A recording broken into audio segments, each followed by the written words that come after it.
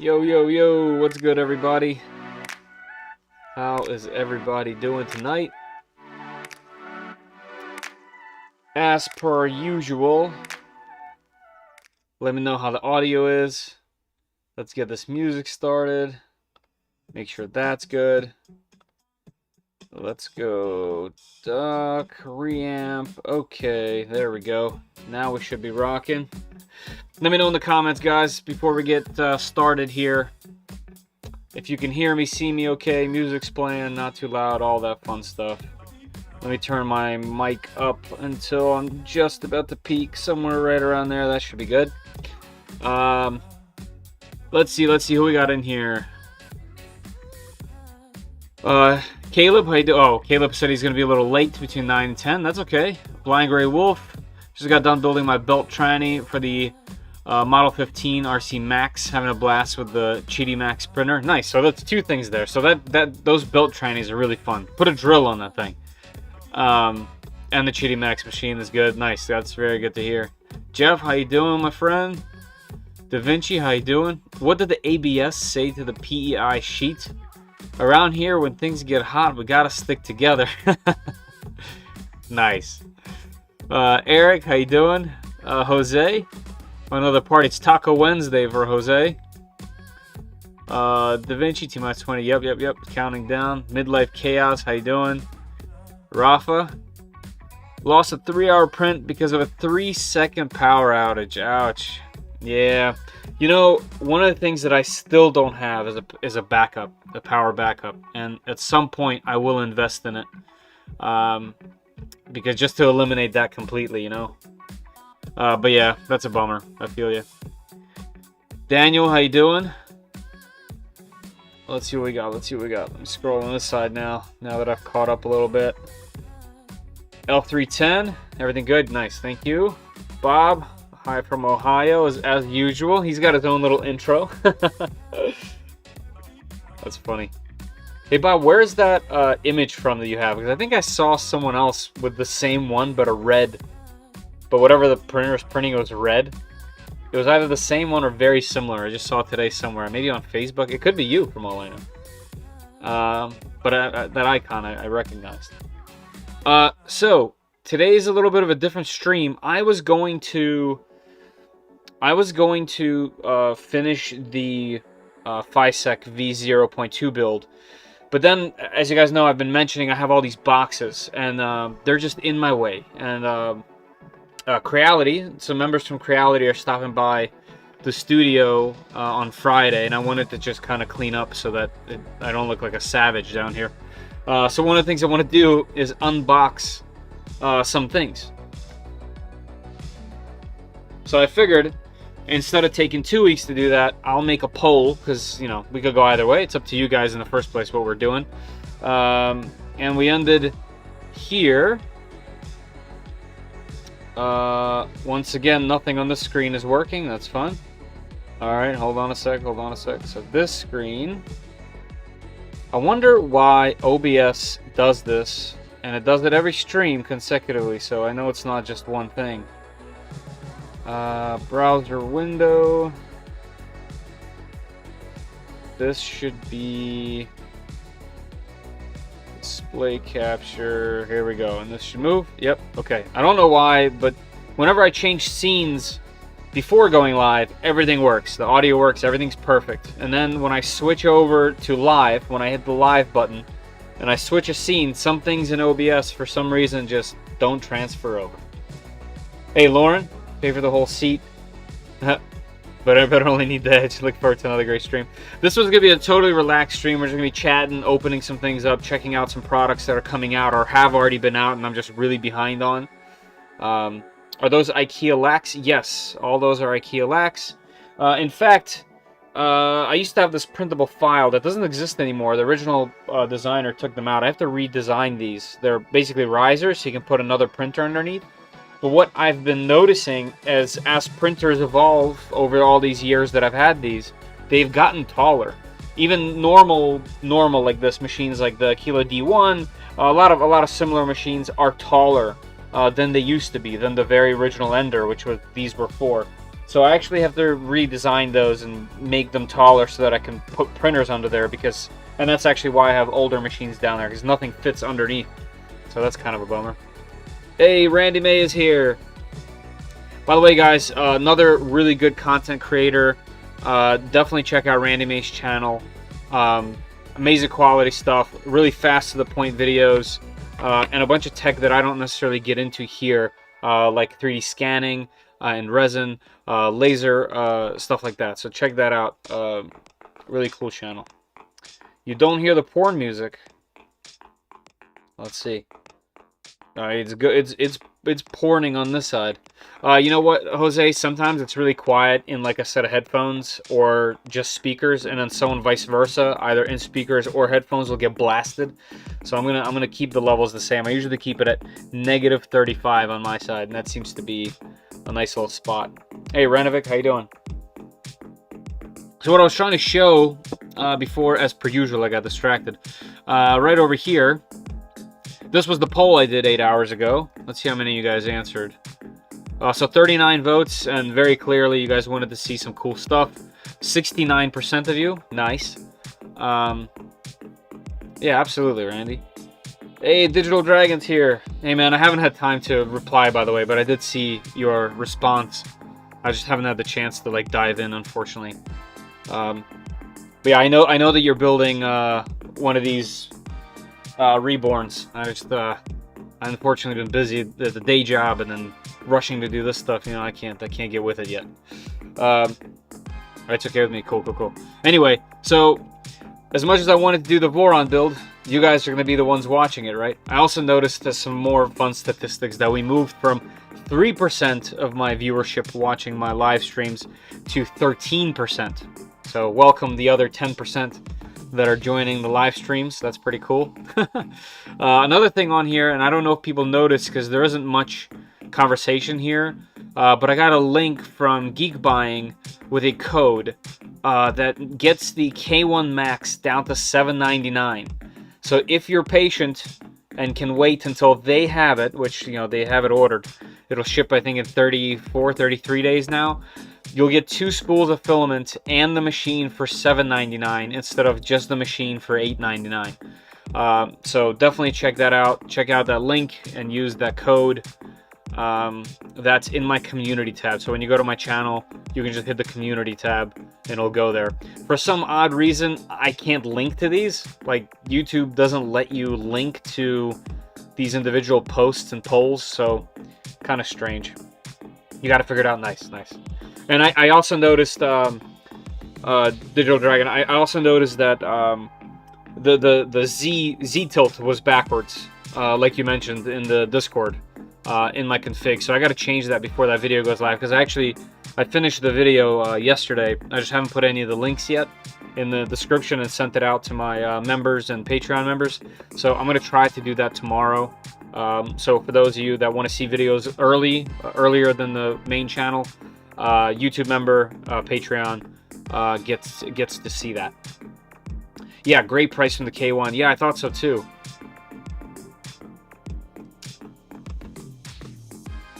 Hey, Taijin? I'm gonna say Taijin. Can you spell out how to say that name? Because I see you in here all the time, and I don't want to butcher your name every time I see you in here. Spell out how to properly say that first name. Hey, Benjamin, how you doing? Anyway, let's just keep going, right? So, I think... Here, let's do this. Because we have some people in here. Actually, how many people are in here? I guess I gotta mention the giveaway as well. Oh, 23 people. Okay, so... first things first. The giveaway... I'm now going to be putting the filament giveaway in the description. I've been told by some fellow colleague YouTubers to put it in the description. So as soon as you scroll, you'll see the link to the giveaway. That's how you can enter. We'll still have one today. And then the other thing that I want to tell you about is if you go down there and you see the list of items, let me know which one you guys want to open first. You can just number them. And let's do it that way. I'll let you guys control which one we're unboxing. So there's a couple of really interesting ones in here. I'm obviously really excited for this Hodo vacuum. You guys know I've been excited for this thing forever now.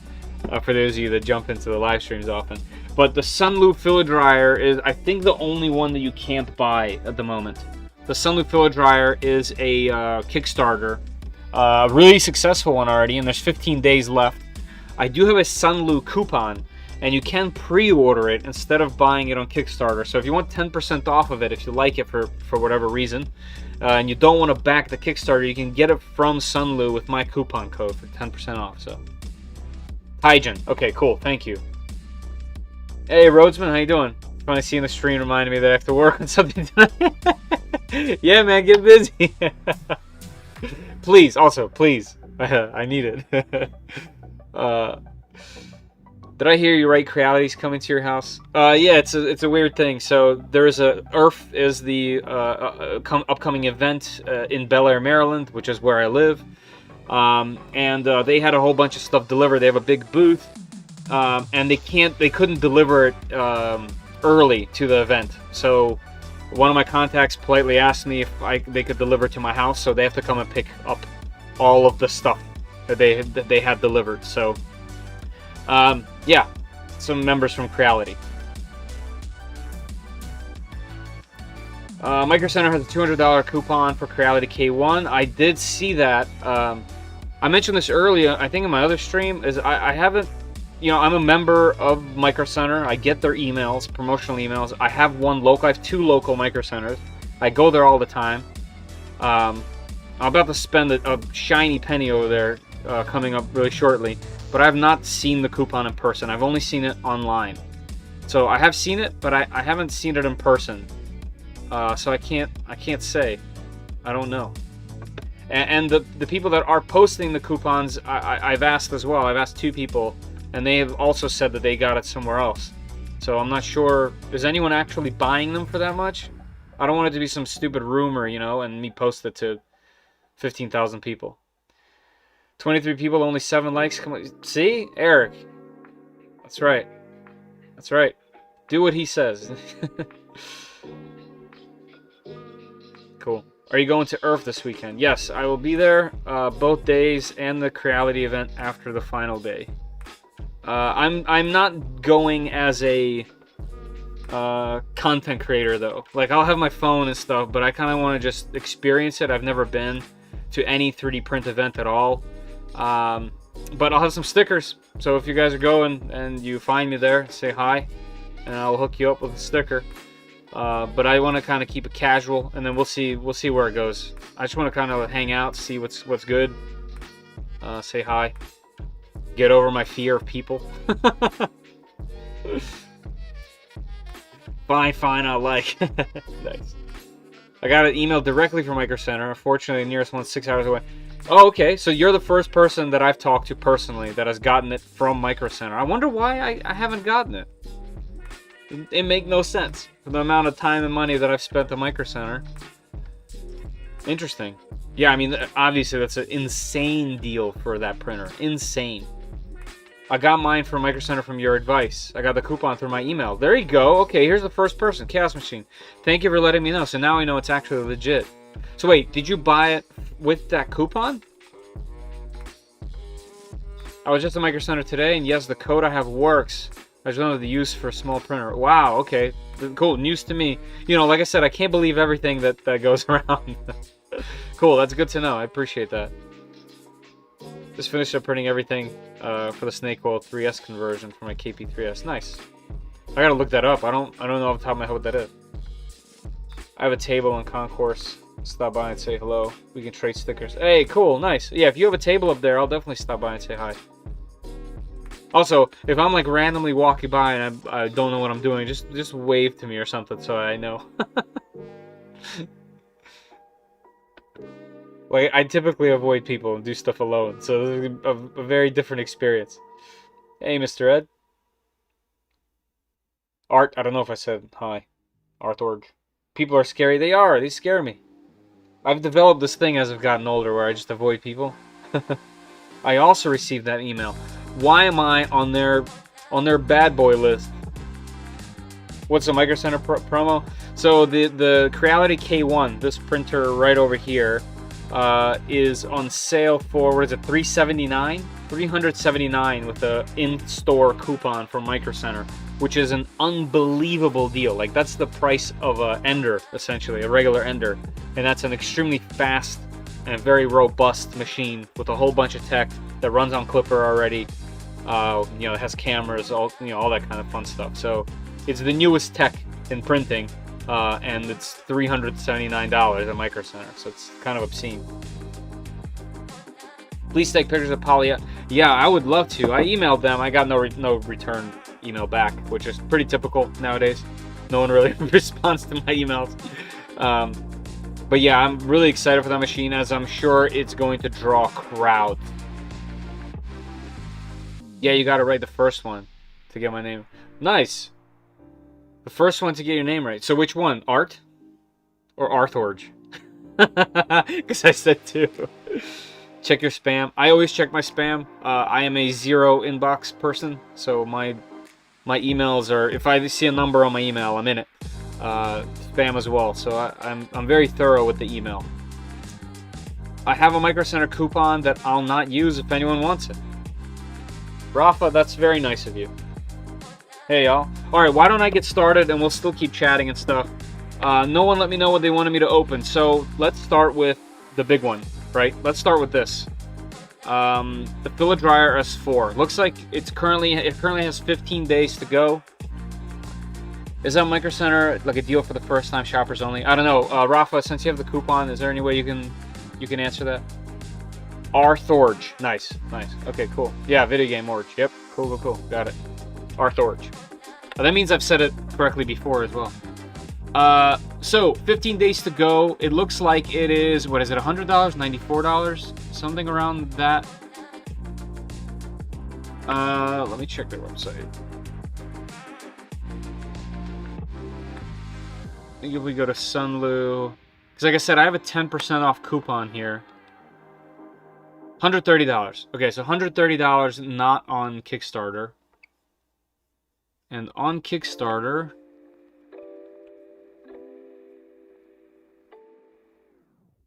so 101 for a combo deal.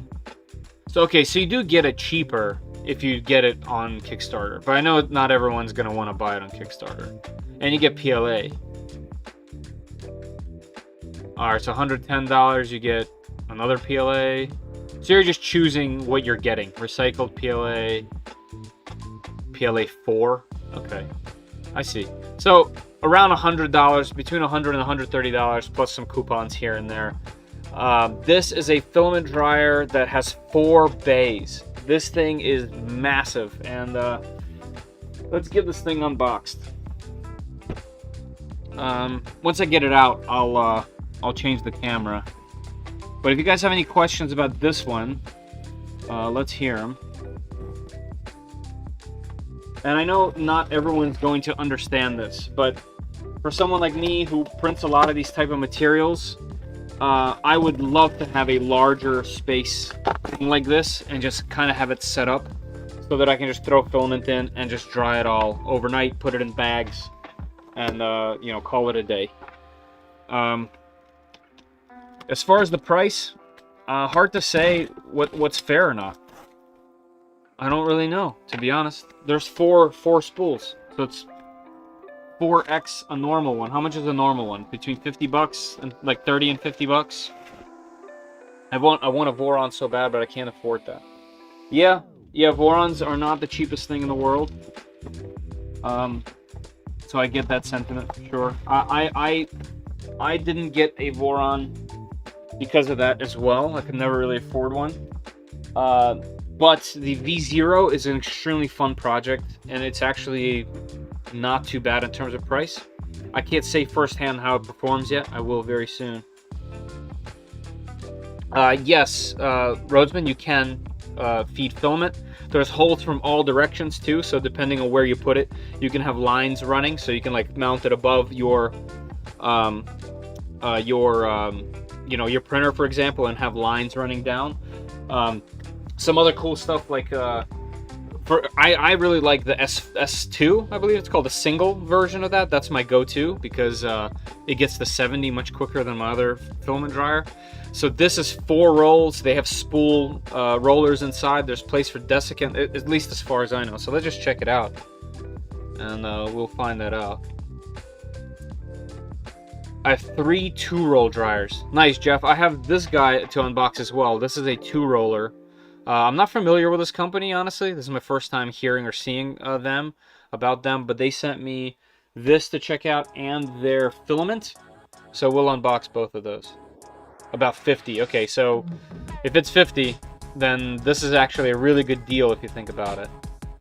You might shooting machine at the bottom. Yeah, so now the machines are so big, you can keep ABS and similar spools on the bottom while you're printing. I want to get a couple of these zeros for my nieces and nephews. Well, depends how old they are, right? Because they're hard to put together. That's a pretty good dryer. They can do 1 kilogram spools. I think you can hold 5 kilograms. Right, that's kind of the point. Is if you don't want 4 in there, you can put 2 huge ones in there. Well, I think, because they might take up space the other direction, but you might offset them. I don't know. So we'll see. Is that a FixDry? Yes, that's a FixDry. All right, hold on. Let me get this thing out.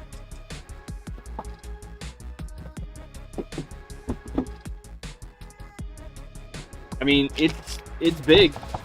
It's definitely big. Also, why is this camera so dark? Let me make sure you guys can see what I'm doing here. Here we go. Also, I realized it's pointed over there. It's pointed here.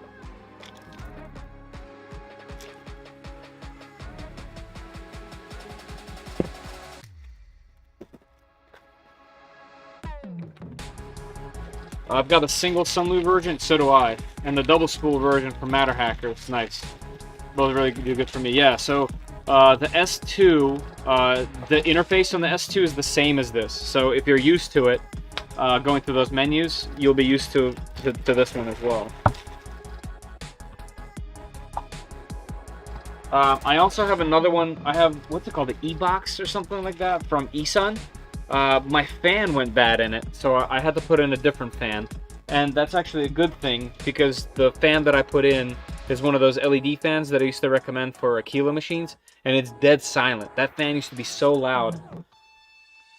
So now I kind of forget that it's on and drying. Look at the size of this thing. Yeah, you could. I have that FixDry. It's actually really good. Good airflow, and has vents, and it vents the moisture out the top. Nice. Works better than a Comgrow 2 spool holder. Alright, so let's see how intuitive this is. Alright, so there's these latches on top, and look at that. So the PTFE holders are actually those PTFE couplers that have metal teeth to hold PTFE tubes. So once you put tubes in there, that's going to be pretty good. Does this whole thing come off? No. Alright, so that whole thing doesn't come off. It's one. Let's see what else we get in here. I'm gonna guess it's desiccant in here. Yeah, so user guide, a bunch of PTFE tubes. The power cable. It's a big boy. I got that Chinese dual dryer. Only problem is that it goes to 50C. Oh, really? That's a bummer. I really want 70 for a bunch of filament. Okay, so we got our regular cable. Looks like the power supply must be inside of this unit. We have 2 long PTFE tubes that we can cut down, and 4 shorties. 2 rolls? No, 4 rolls. The whole damn state is a dry box. Not here, man. Maryland, East Coast, it's wet.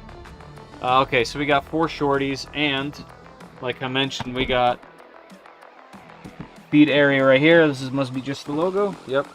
So feed and feed on top. Cool. I'm not gonna put those on yet. I'll figure out what I want to do with it. Let's take a look at the back. So the back plugs in. You have a power adapter here. Is this protected? Is there a protection on here? I must have a early unit because mine looks like it's been used. Like it has some scratches and little doodads everywhere. I'm guessing it's a preview unit, which is fine. I've had it for a while. Sorry, Sunlu. I like that the legs are metal down here. That's kind of nice. So inside looks like we have some tape holding all the spools. Let's get those undone real quick. Also, guys, if you guys are just popping in the giveaway, the filament giveaway for today, the link is down in the description, which is where I'm going to start keeping it.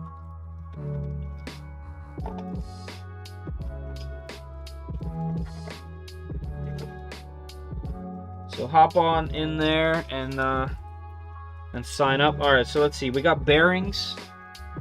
Very nice, smooth rolling here. So it looks like there's two 60mm fans, which is surprising. I thought there would be 40mm fans. And they're facing inward. There's a little opening on the inside. Let's get that open. Okay, so that's where you would put desiccant pouches. And it looks like I'm not going to be able to just pour desiccant in there, so that will need little pouches. Because I have little tubs of stuff like this, desiccant like this, but that will have to be done differently. Can I borrow that? After I'm done. We'll just get all the tape out, I guess, and then what I'll do is I'll plug it in real quick, and I want to unbox the carbon fiber spools from 3D Max, and we'll throw them in here to dry. And then once they're dry tomorrow or whatever, I will put them in. I'll put them in airtight bags. And one of the ways I wanted to do that was with this Hodo vacuum. That was one of the reasons. What ASA filament do you use? I mostly use, actually, I almost exclusively have been using 3D Max ASA. It's printing great, super smooth, kind of light. Dang it, Feder, you're not helping my addiction. Dryer is pretty important, man. Yeah, this would make my fourth dryer, and like I said, my go-to is the S2. So having this, literally having 4 instead of 1 is cool. So I'm gonna have to have like a station somewhere since this thing's so big. All right, let's try to get the spools in there. Let me get this thing some power.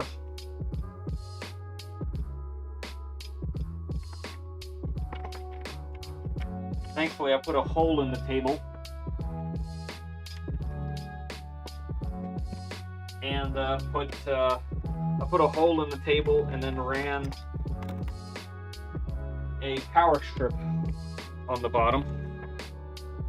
Thank you very much for your support to Sunlu. Congratulations on being one of the first users of the Sunlu S4 filler dryer. This is the engineering prototype. Okay, so there you go. That explains the scratches. This is the engineering prototype of the Sunlu S4 filler dryer. We highly value your feedback and suggestions after trying it out. We hope you can provide us with your feedback. Before processing with mass production, we plan to optimize it based on your suggestions and feedback to produce an even better product. That's great. Thank you for your support and cooperation. Hope you have a great day. Yeah, that's cool. I will definitely give my feedback. So let's plug it in, turn it on, and let's throw some spools in there. All right, let's power it on. Let's see. So if it's exactly the same, you would double tap. Holy fans. Loud. Well, it sounds like two 60mm fans. Why are all my hobbies expensive? Why can't I be collecting rocks? Don't I know it, man. Okay, so here's the thing. So one of these says what it is, and one of these says what you set it to. So this is humidity, This is the temperature that you set it to. That's the current temperature, and it should be showing you, I'm looking at it upside down too. So let's see, if I set it to 70, yeah, 70 is max, you would hit set. Celsius is fine. Sunlu, what's this? Okay. So the same thing on the other one. You can have a circling LED or a glowing LED. So it looks like this has a similar thing. PLA you can set, although it doesn't really matter. And then this is time. So right now it's set to 6 hours. Let's do, yeah, 6 hours is good. What's this? Oh, memory. Yeah, so you can have two separate memories to quickly set things, I think. I'm not sure. I'll have to look at the thing. All right, so you just leave it, and then that's done. So it is... Woo! You guys probably can't hear this. Wow, okay, so first of all, it's already hot. And it's blowing the heat straight up into my eyeballs. That's hot. That is much hotter than I expected. That's fast. I have this thermometer, but it's very, very inaccurate. 91, 92, 92, 92 degrees.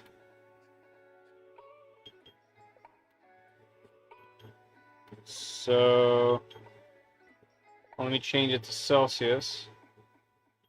So it says 31, but obviously it's a little higher than that, so it's around 34, 35. Now it's saying 43 already. Yeah, so it heats up fast, 43. So that's like 47. Let's set this thing off to the side real quick. I guess that's not really off to the side.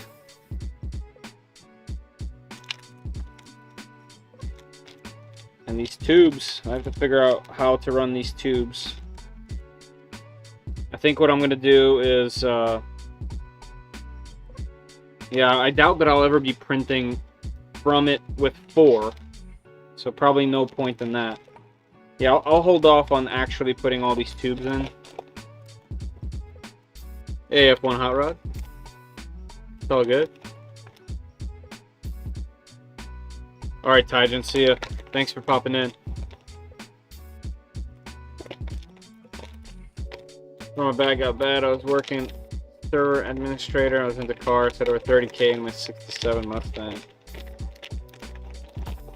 Yeah, I wonder if, Rhodesman, have you counted how much you've put in? It always sucks to count. Alright, so I'm going to put in these 3 filaments in there, and 3 because I don't want to have PLA going at 70. In fact, you know what I'm going to do? I'm going to turn it down to 65 just to be safe. Looks like it's already, according to the internal temperature. Oh, you guys can't see it that low. According to the internal temperature up here, it's already at 53°C. So that seems to be heating up pretty quick. The humidity inside's 21%.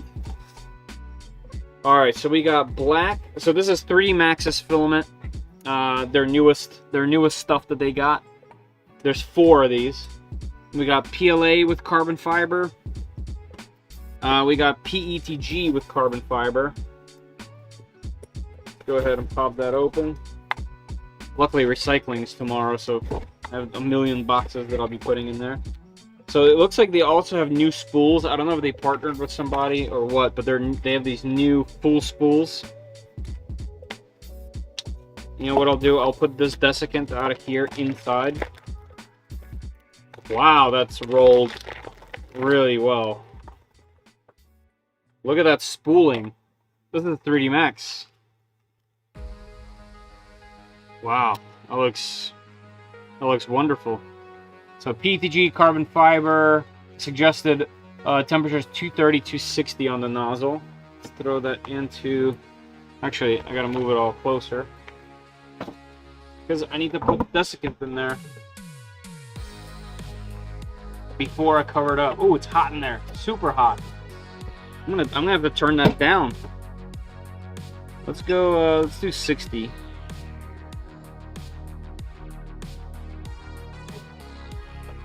Alright, let's throw this pack on there. And then let me open another one and put the other pack in. Oops. Oh, my thing wasn't drying. What? Drying PLA? No, I'm not drying PLA. It does sometimes need to be dried out. It's just not critical. It is definitely always better dried out.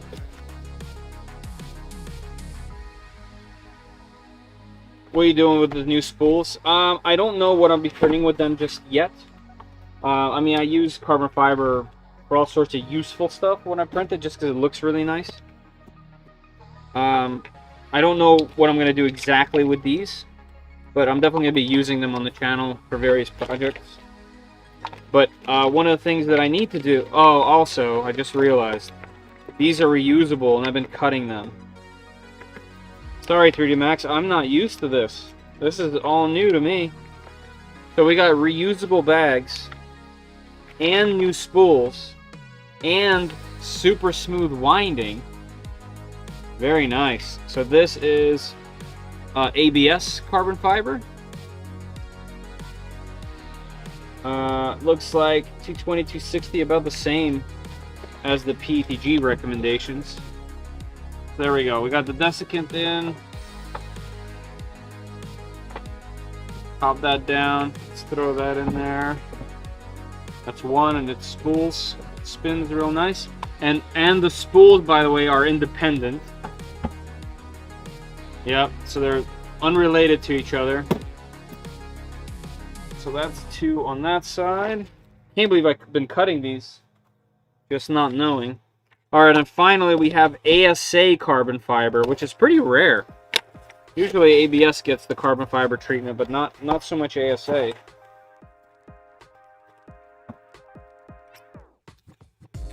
So about the same temperature spec for all three.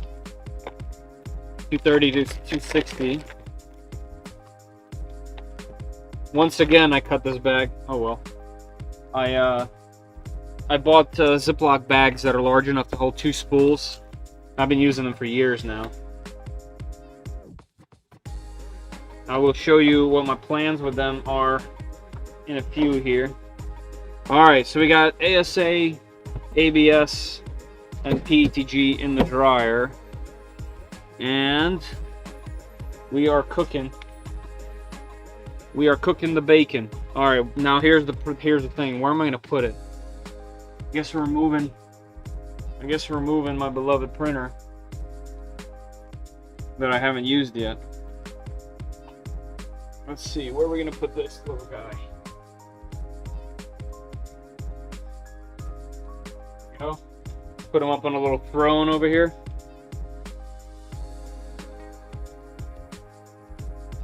Little guy.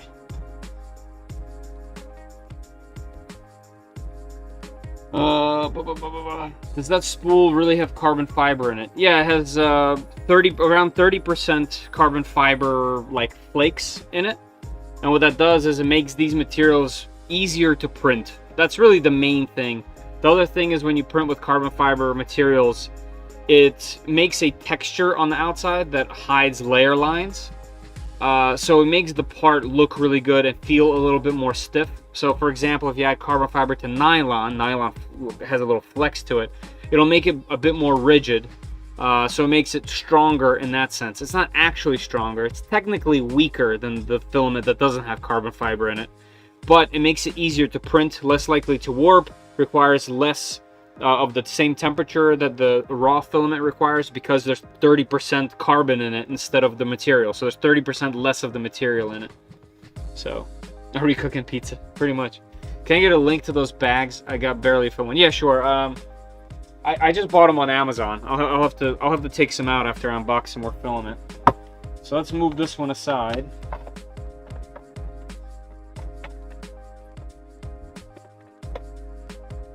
Let me put it way over there so that it's out of the way. What a unit that thing is. It's huge. It's just like there's a laptop and there's a ginormous thing. Just for funsies. Hold on, let me let's do this.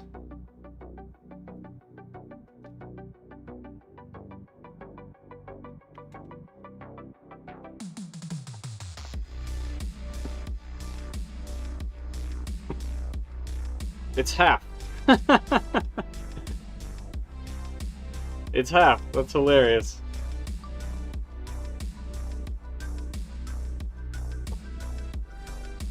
Yep, that's a big dryer. Definitely a big boy dryer. All right, so that is the Sunlu FILADryer S4. That's what she said. Yeah, as far as the bags, let me see. Let me see real quick, because I'll forget.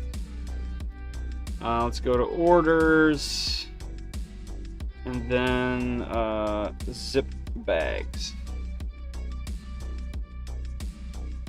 They were 2 gallon. Yeah, that's gotta be it. Although, yeah, 2021, this has to be it. Yep. Last purchase 2029. So let's grab this link.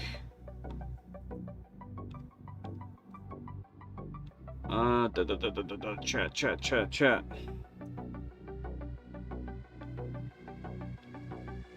Here is that link for the bags.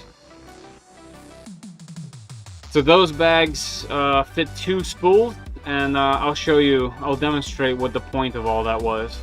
Alright, but that wraps up the filament dryer, the Sunlu S4. I think it's pretty cool.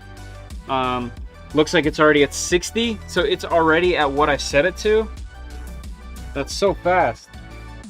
Usually you gotta like tap twice, yeah. Look at that. It went down since I just set it, but oh, you guys can't see. That's right. Hold on, I got you.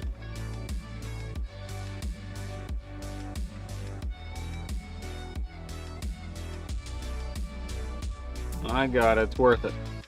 Plus I get to play with the controls on this thing. Oh yeah, there we go. Oh, it went down. I guess because I'm over here swinging around. So 58 degrees already. I have it set to 60 for 6 hours. The humidity inside is 17. I don't know what MO is. I think it's memory because there's 2 settings for it. I'm assuming you can just quickly press it.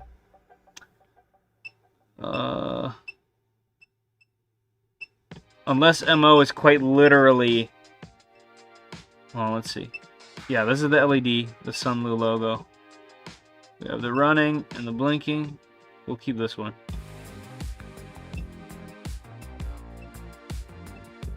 Oh, I see. This has predetermined settings for temperature. Alright, we'll keep this one. 55 degrees, so I'll have to cool down a bit. Yeah, that's fine. And this part, MO. It looks like you can have 2 separate timers. I don't know, I'll have to read the manual for that, but it looks like there's 2 separate timers, and if that's true, then that would be cool. It means there's like 2 zones with 2 separate fans with 2 heaters. That's kind of neat. Well, maybe not 2 heaters since you're only controlling one. Either way, what a cool product. Definitely first of its kind, and it's very clear that they already have 5,346 backers with making $540,000. So pretty clear that they made a product that people want. So neat. And congratulations, Sunlu. That's cool. All right, let's directly compare this one now. Now, admittedly, I've had this one way longer. Hey guys, just got done helping my roommate replace the radiator and intake plenum on my 2002 Impala. Ooh, 2002 Impala. I'm beat. Well, grab a beer and let's relax. All right, let's get into this one. This one has no tape.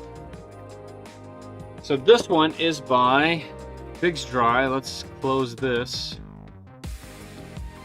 Looks like they have other models, which I didn't know about. Looks like there's 8% off coupon at the moment. This one is $85. So $85 for 2.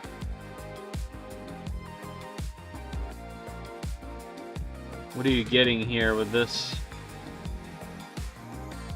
I can't quite tell what the difference is. I'm guessing you're just getting spools of filament. So similarly to the Sunlu, looks like there is 2 ways to print out of it. Oh, this one can hold 1 big spool. That's why these are in the center.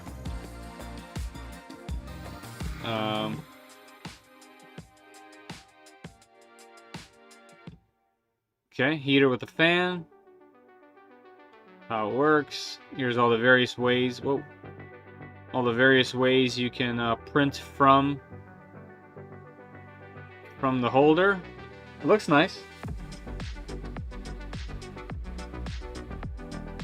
Nice clear way to set the time, the amount of time and the temperature.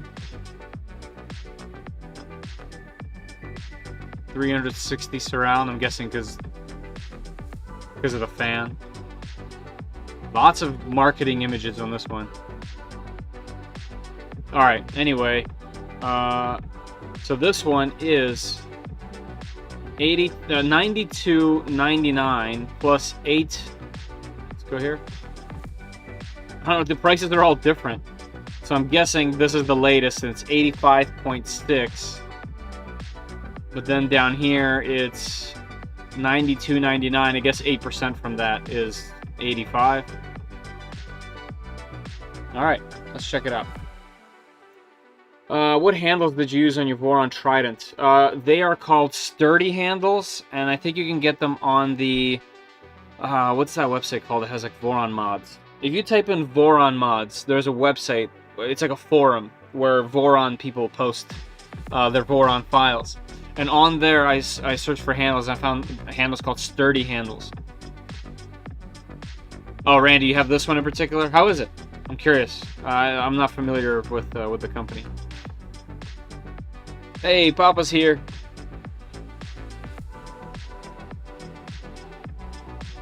He does have a problem, by the way. Alright, let's check this one out. Oh no, we dropped our Hodo vacuum.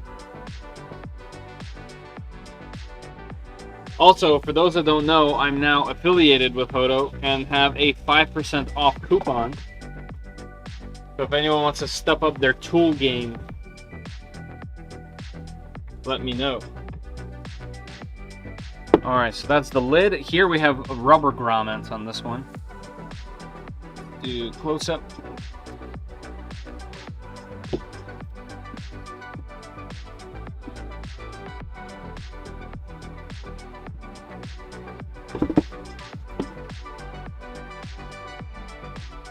I gotta say, this one looks a lot more like a appliance, which isn't a bad thing necessarily. Alright, we get one PTFE tube. The bag on the bottom has seen better days. Where is the camera even looking? There we go. We got PTFE and a little deflector.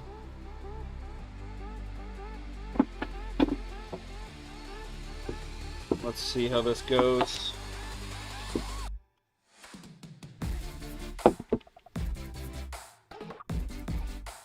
There's the heater. The radiator is visible. Oh, okay, so that just sits. That's literally just a deflector so that just a single spot doesn't get too hot. Alright, this display is protected. Alright. Nice and shiny. Definitely looks like a kitchen appliance, that's for sure. Wow, okay, very tight seal on this lid. Also, am I still zoomed in? Let me try to zoom out. No, I'm all the way zoomed out. This stuff's just so big on my table here.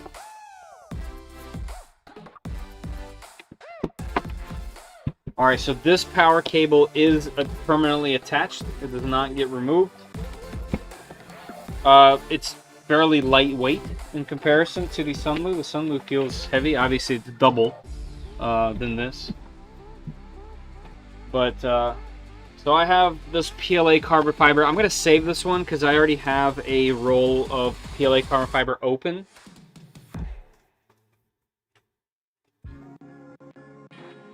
So no use in just opening that for fun. But let me get the corresponding spool. So this is their filament.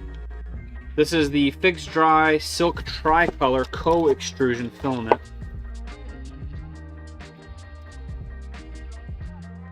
It works fine, I have no complaints. Nice. Hey JP. Gryfang, how you doing?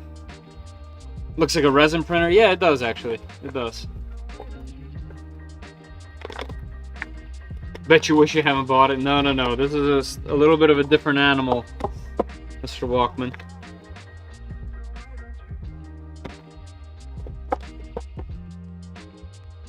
It's a new better appliance show. What's that? QVC? Is that what it's called? Alright, so it looks like we have a a cardboard spool.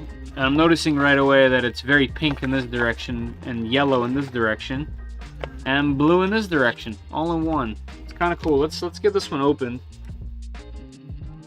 Make some toast in there. The K1 needs that brush looks.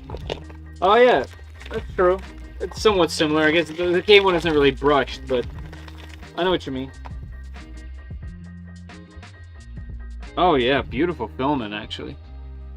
So we got, look at that change. That's cool. And I'm guessing if I flip it all the way around, we should see some yellow somewhere. I guess the yellow is on the other side of the filament, huh? Yeah, so if you guys can see that, can you see that? It has all three colors in one. So as this thing prints, it's going to dramatically change colors depending on which way you look at it. Oh yeah, there's our yellow. That's cool. So let's see how this works. This one doesn't pivot. You have to lift this off. So also independent spools. Also, do I do anything here? Do I push? Does it just sit? Looks like it just sits. Because it is touching the spool just a little bit. It's not going to affect anything, but it is. Yeah, cool. So if I wanted to have it in the middle, looks like spools fit right in the middle, so that's nice. This is cool. So if you can't fit something like the Sunlu, because it is admittedly very large, this is pretty good. I guess we should see how loud it is, right? Thanks to the welder Feder gave me. Hey, as a gift, I totally never wanted to give it back to... Yeah, the story with that is I learned how to weld on this Harbor Freight welder. Learned how to weld like this. I made an exhaust on my Impreza wagon, and it was great for many years. And then I didn't really have much use for it, and a roadsman over here was working on his van and needed a welder. I'm like, hey, before you buy one, just, you know, learn on mine. So he still has it. I'm assuming you're going to get a better one at some point, so that you're not using the embarrassing one, and then you'll give it back to me, and I'll have something to mess with again. That's the assumption. But you don't need to do that. You're more than welcome to just continue using it.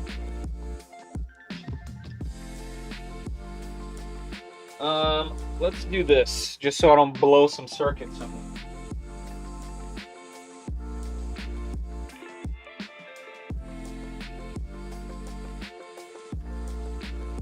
I thought I had not only longer but more extension cords, but I guess I used them all throughout the house. Let's see if I can make this work.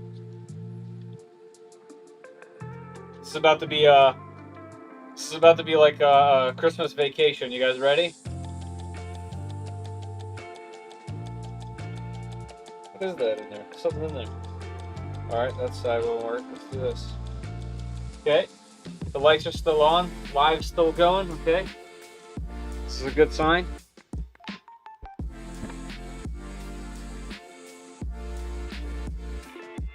Here, I'll try to look in the... Oh, that was easy. Okay. So we got fans going in there. It's actually about the same noise level between the two. It's not too bad. This has a different hum. And yeah, it does vent the air out of the top. So this is a heater. If you need a space heater in the winter, you can use this while drying some filament. Yeah, so that machine circulates the air. That's actually why it got the temperature pretty much instantly. And this one does not circulate. So let's see what this does. Okay, this lets us choose what we're doing. This is current, I'm guessing, and we can set it to 50.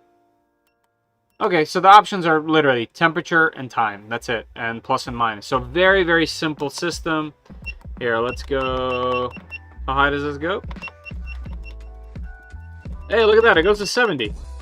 Hey, it goes to 70. And for 4 hours, and it's already at 37. Cool. Well, that's good. Yeah, I didn't realize it goes to 70. That's great. We don't want to do that for PLA. That's too hot for PLA. 50 is probably even 50 is probably hot for PLA. Technically, you probably want like 40 or something. And what is this? Let me see. Okay, that's humidity.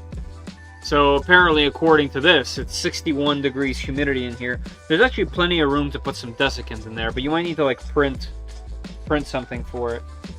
But yeah, we can put a tube in there because there's only one. Okay, very simple system. Not bad at all. Let's see, can I put it in here for storage? Yeah. Cool, a little bit more compact. In fact, it's not even that far off. It's not even that far off of the regular spool holder. Like, yeah, it's obviously bigger, but not by much. Right? Like, it's not going to take up much more space. It's going to be harder and harder to recommend a single spool dryer. Oh, this one has filament in it and is hooked up. That's probably a little bit more fair to compare because the base is square. The eSun dryer. Huh. Well, I have the Flying Bear Reborn 2, which can hold 3 or 4 spools in it, plus more. So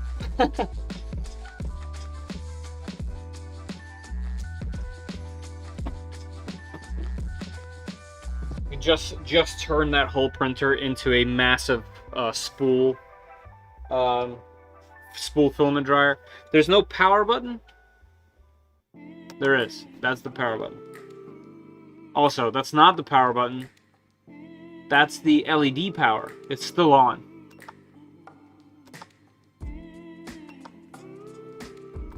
It sounds like when I hit this, I do hear a click in there that sounds like it turns off the heater.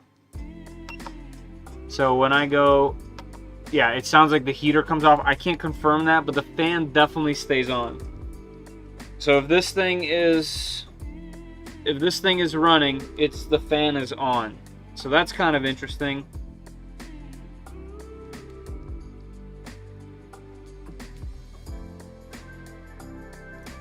It clicks on cycles on the printer. I haven't. I've missed so many comments. I don't even know if I should go up. Demon Princess. That's the most pretty spool I've ever seen. I want to win that color. I don't know if 3D Max is going to do that type of filament at some point. I mean, it would be nice. They did branch out into silk filament recently. And their silk pearl is superb. It turns off the heater and has a cool down cycle. Oh, thanks, Mike. I appreciate that. So that's actually really nice if it has a cool down cycle. So it cools instead of just letting that hot air soak at the top. That's actually really smart. You know what that means? That means they tested this.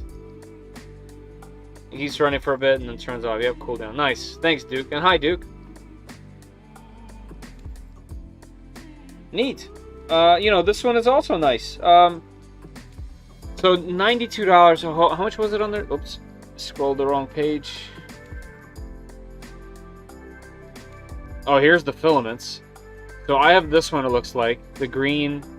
Scroll away. I have this one on the left here, but it looks like they have purple, blue, and black. Dual extrusions. Yeah, a bunch of... Oh, here's some more, here's some more over here. These look like they might even be silk or something. I can't tell. New surprises are coming. Cool. Looking good. So $85 currently on sale, which means if all the regular ones that are single spool are around $50, give or take, might not be a bad deal if you want to buy something for either a large spool or 2 spools. I'm not sure about the price, to be honest. 85 bucks, 86 bucks for a filament dryer. I don't know. So the Sunlu one makes a little bit more sense because to me that's like a station. If I was to buy 2 of these, that'll be a lot of money. But also, you couldn't, if you can't fit something like that Sunlu dryer, this makes a lot more sense and seems a little bit more fair if you think about it that way. I don't know. What do you guys think? What do you guys think? If you needed a spool dryer right now, would you buy a single, a dual, or just go all out with the quad? I'm thinking, obviously, I'm going to be not a typical use case for these things. I think I personally will be some side case because of all the filament printing, just in general, that happens here in my house. I would probably end up with the bigger Sunlu station.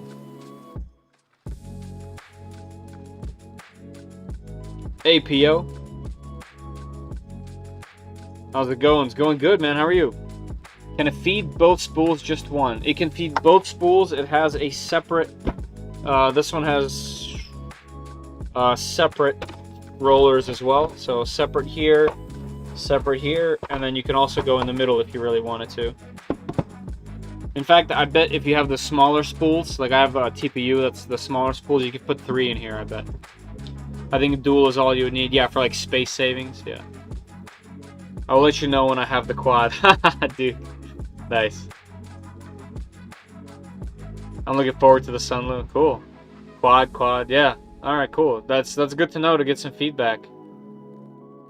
Probably 2, not gonna lie. Yeah, no need to lie. I mean, admittedly, that thing is so big. It's, you know, it's 2 of these. It's huge. So, for example, I have a printer set up back there.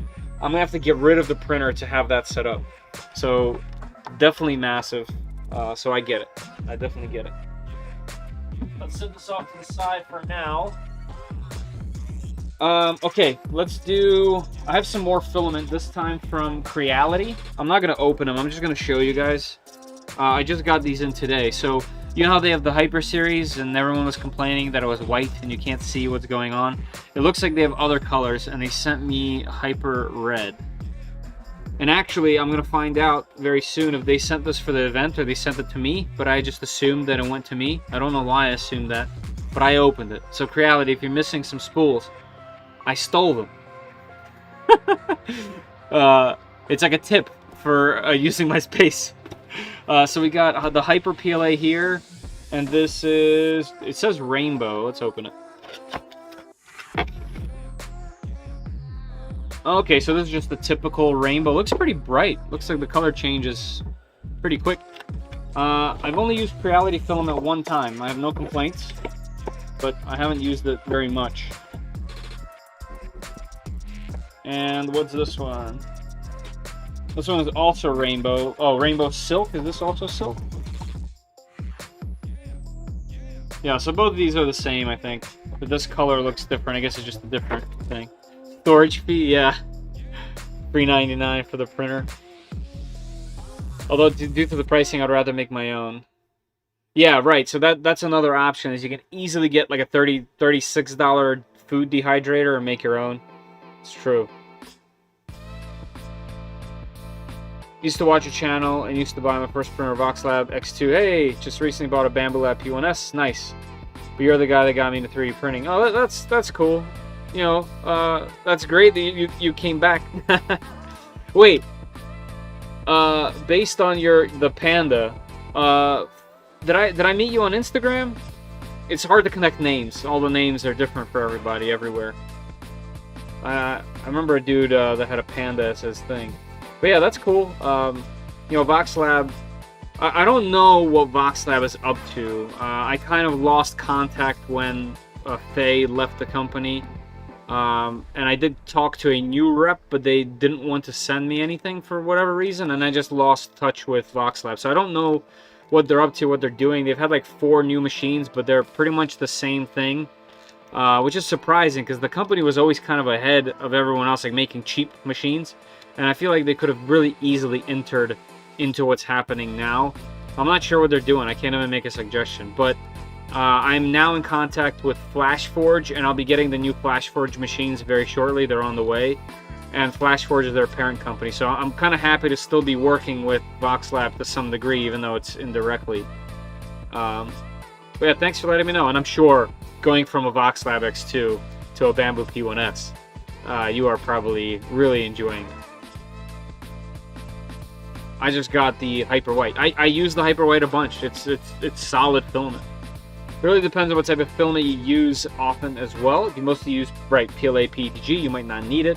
CF, GF, PA, right, PC, you'll need the dryer. Yeah, for sure. Even PETG. You guys all know PETG gets super moist and starts just stringing, and it's just an absolute mess. But yeah, you can probably get away with PETG more than the other filaments. But I would say majority of the time that I print something for myself, it's more than likely going to be ABS or ASA. So I definitely, before I print, always throw them in the dryer. So I use them all the time.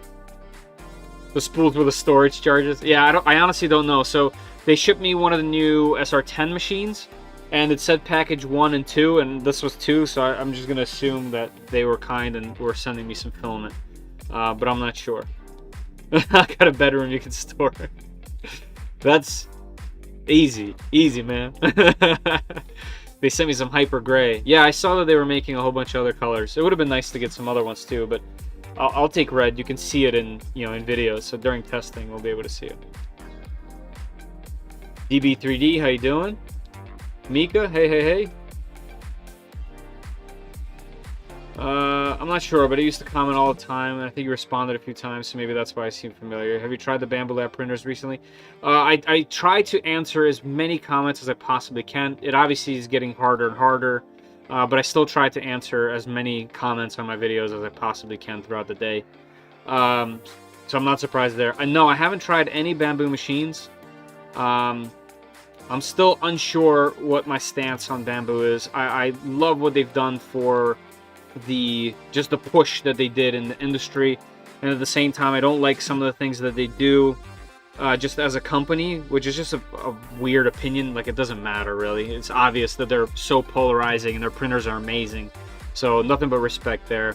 But I'm a big proponent of open source, and they seem to be to some degree, even though they're just patenting things, but they're saying they're not going to push stuff. So I don't know, I have some weird thing about them that leaves a sour taste in my mouth. But if I could, I would buy one of their machines 100%. And I recommend them to people all the time. So I have nothing against them. My personal beliefs about their stuff doesn't mean anything. Like, like for example, they went for what, 1.5 years of saying they're not gonna make Cartesian machines. Their latest machine is a Cartesian machine. Just little weird things that just bother me a little bit, but that's no big deal. Hey Bobby, how you doing? Tiger Flyer, hey. Don't read the comments, it's bad for your mental health. I have a few here and there that come in and just say weird things. Some of them bother me. Some negative comments bother me, but it's not so bad. I try to respond to good and bad. I have also not won over, but I always try to connect with the people that talk negative about me in the comments or say something just mean, because they're probably just having a good day. Like, everyone's a person, and I just sometimes I go after them. I just troll them a little bit because it's fun to do, but not all the time. And I've had some people come in and just cuss me out and cuss out the machines and blame the company, and I ended up through the comments helping them solve whatever issue they were actually having at the end of the day, and then being very happy about it. So that's why I continue to respond to everybody and read all of them. But yeah, I'm assuming as channels grow, that gets harder and harder and crazy to do. Like you said, you never tried the Bamboo Lab, but you seem to have an A1 Mini. But have you seen the A1 Mini? Yeah, I haven't tried it, and I have seen it, and yeah, I think it's fantastic. I think the A1 Mini is going to be a big deal. Having a 4-color machine at that price range, with the ease of use that Bamboo Lab puts in their entire ecosystem, very Apple-like, as in like you take out this thing and you enjoy using it right away. And like I said before in a stream, because of how they do their little ecosystem similar to Apple, the people that get Bamboo Lab machines and use their entire ecosystem are going to be happy. Like, you might not be because of some edge case, but what's going to happen because of that is, as time goes on, their user base is going to be really happy with them, which means their customer, what is it called? The customer satisfaction ratings are going to be very high, just like Apple does, right?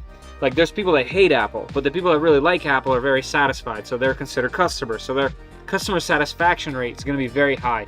And I think that the A1 Mini is going to be one of those things that puts them much, much higher than where they are now because of that price range.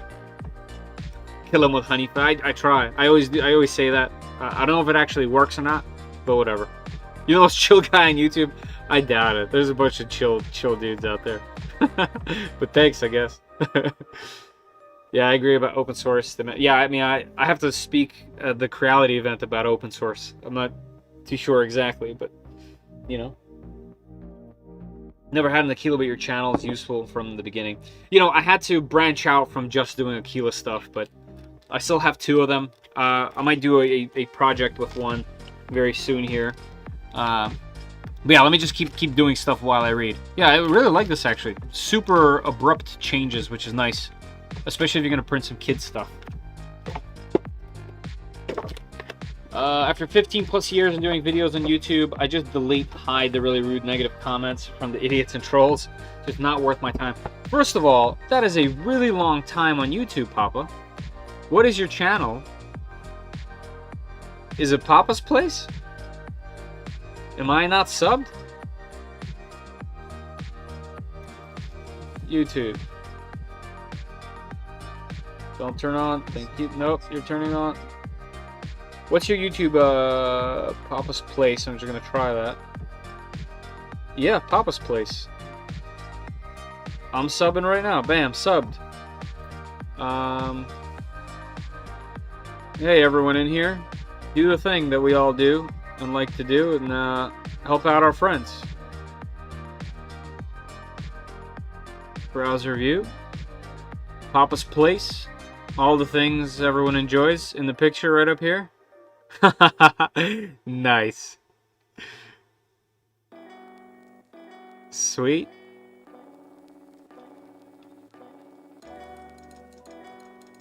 How? I was under a rock, huh? I didn't know. Cool. I'm subbed. I'll check it out. Everyone, you should sub too. Papa's Place. YouTube.com/Papa's Place 2.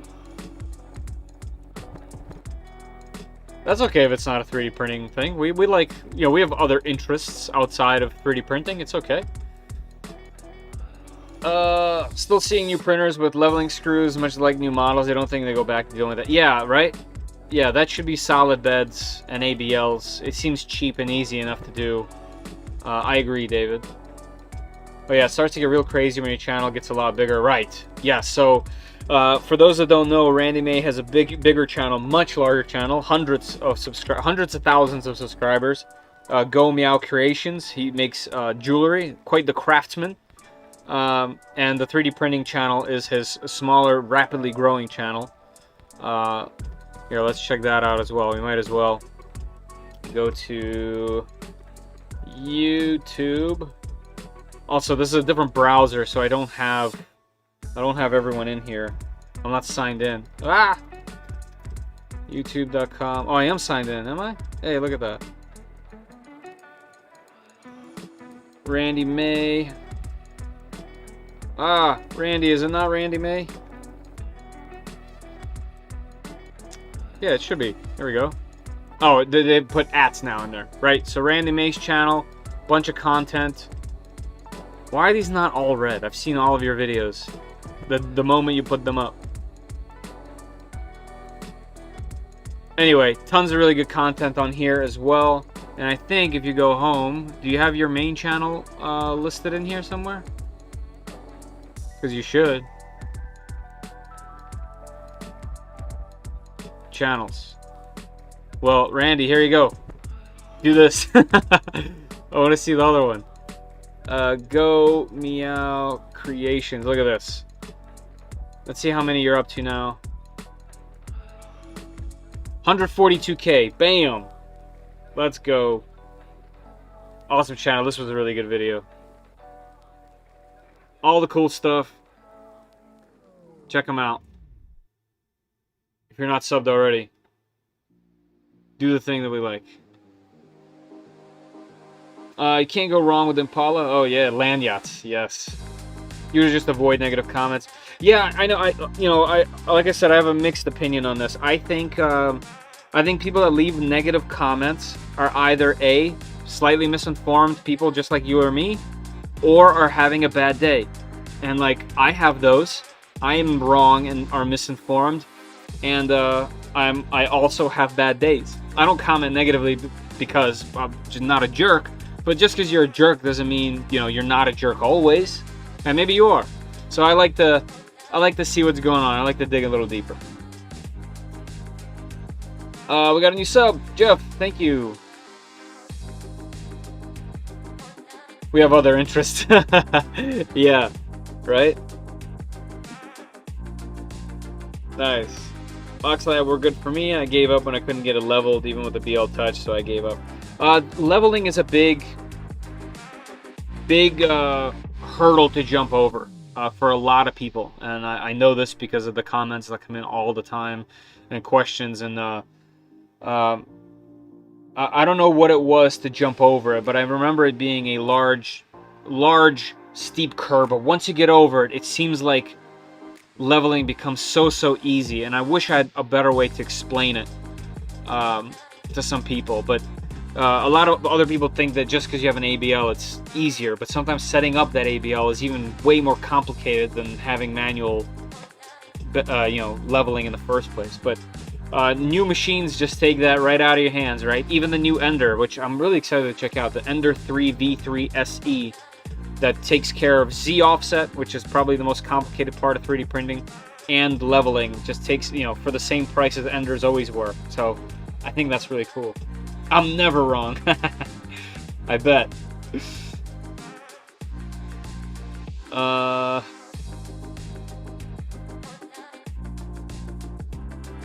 Alright. Same here, leveling sucked. Yeah, I get it. There you go. ABL, CR Touch. CR Touch is cool. I hope the new ones don't vibrate like my classic one did. Alright, so both of those were cool. The filaments were cool. Let's move on. FixDry seems like this is a quality, really simple, to the point device here. So pretty cool option for those. And whatever links I have, I'll have in the description. I don't think I have a link for them, so you can just go to FixDry. If I do, I will add it a little later. Speaking of ABL, are you still having consistency issues with the ABL? Yes. So.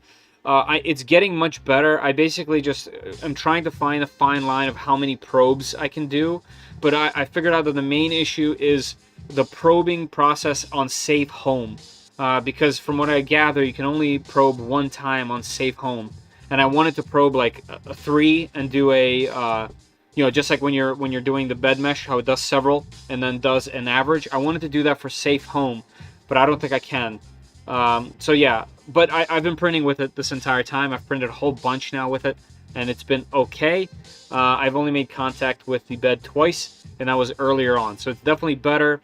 It's just not as consistent as I would want. Like, for example, my Trident uses an Omron sensor, which is optical as well, but it's so much more reliable. I mean, I can hit print and walk away every time. Same with the Chitty-Tech, you know what I mean?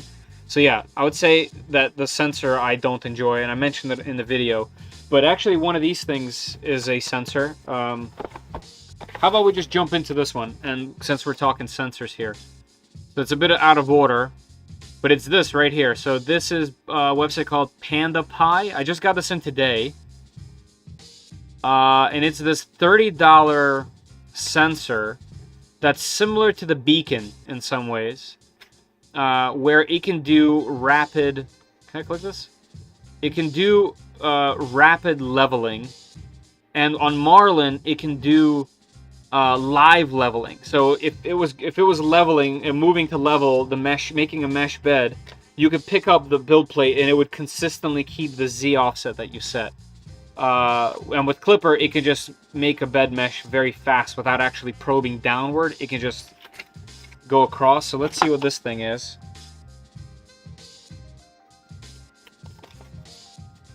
So there's no documentation. It seems like this is just a person making these. But this might be what I throw on the Reborn. So very compact sensor here. Kind of interesting the way that it mounts. So this portion is the same as a BL Touch from what I understand as far as the cabling goes. And this is similar to a BL Touch in how you're going to mount this.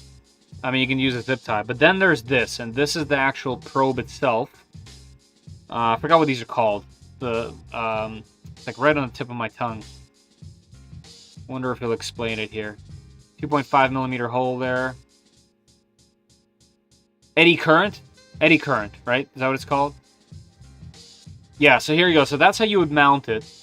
So you mount it facing downward like this, next to your hot end somewhere. It doesn't matter where. Unlike the beacon can't have metal above it. This one doesn't seem to mind, apparently. Is that all for images? There's videos of it somewhere actually moving and grooving. Is it this?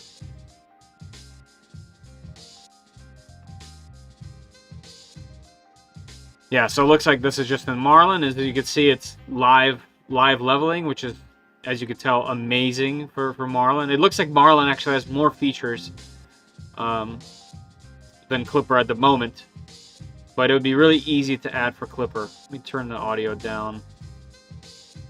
Oh, so here's the perfect example of the live leveling. So as you can see, you lifted the bed, and it will actually keep the Z offset that you set because it's measuring it live. That's amazing. And apparently you can't do that in Clipper at the moment. So yeah, bed distance should be cool. I'm excited to check that out. We'll see how it goes. $30 seems like a pretty good price point. Obviously it's new and hard to tell how good it's going to be or reliable it's going to be. But I'm very interested, especially because I have a beacon that's going to go into my Trident. Beacon is definitely much more expensive. Comes with braided line. This is the mount for the, I printed this for the stealth burner. But here's the beacon sensor, so quite a bit larger and kind of funky to mount. It'll go like this on, yeah, you'll mount it like that. But this can do a bed mesh of thousands of points at 500 millimeters per second. So when you hit mesh leveling, it'll just go and scan it almost like a LiDAR or something, and then you have a bed mesh. So instead of waiting for any kind of probing downward, both of these should be significantly faster for that. So excited to see what this is. I'm really excited to see all of these new technologies come into fruition. So MINGDA, right? What was it called?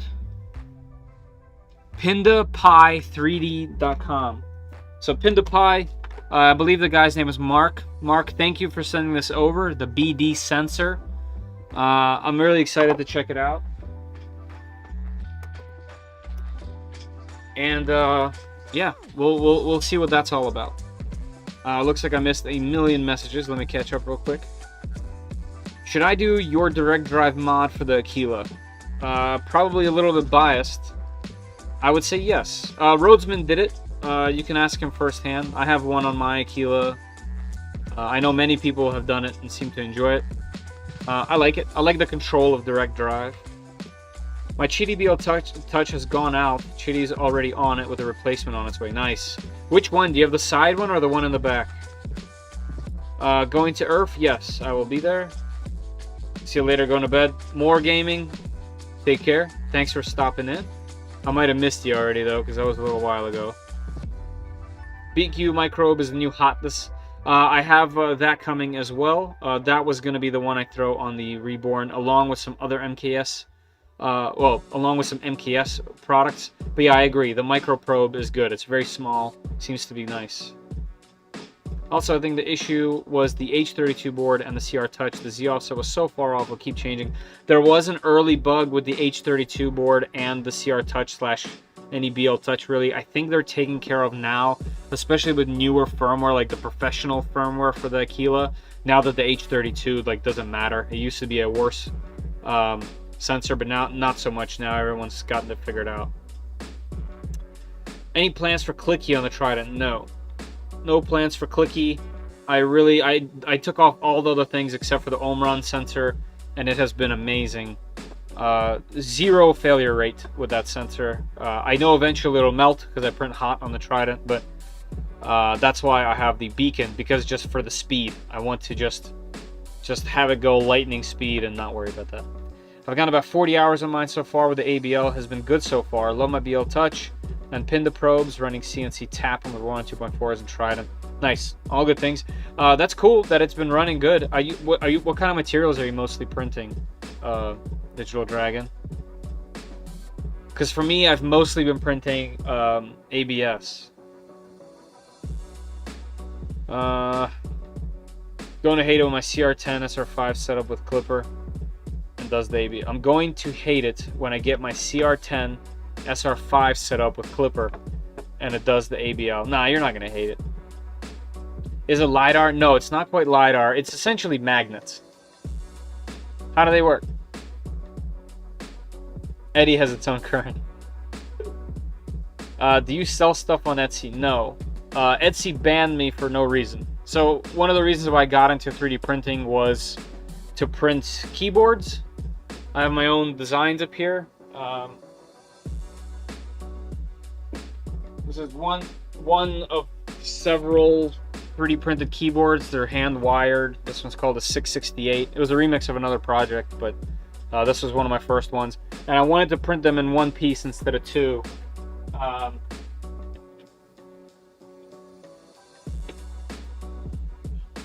There was a couple other projects that I put on there. All were original scratch-made projects by me, by no one else. And for whatever reason, the moments I would go live on both of the things, my account would get banned with no explanation whatsoever. I guess similar to what YouTube's doing now to creators. So I opened another account thinking maybe it's attached to something else, and the second account was also banned instantly. So I pulled everything off. Also, I don't really want to ship stuff anymore.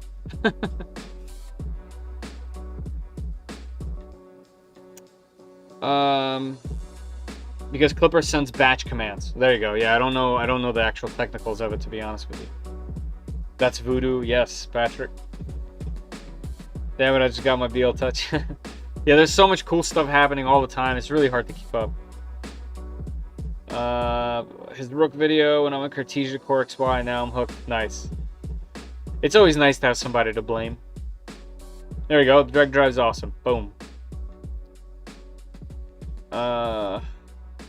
What do you have to do for setup? It seemed fairly simple on here. No need to do no need to do probe points. That's gonna be amazing. Right here. So it plugs into wherever your ABL sensor is, just like a regular ABL sensor. To enable bed leveling in the slicer, it's really simple. You just use it just like your normal probe. And then in here, somewhere in here, this looks different. Am I on the right site? Where are the links to the Clipper config and stuff? Oh, it's probably here. Oh yeah, this is the page. Right, okay, sorry. I was on the wrong page. This one. This one. Bed distance sensor, BD sensor. First distance sensor that can work with 3D printer to do fast bed leveling.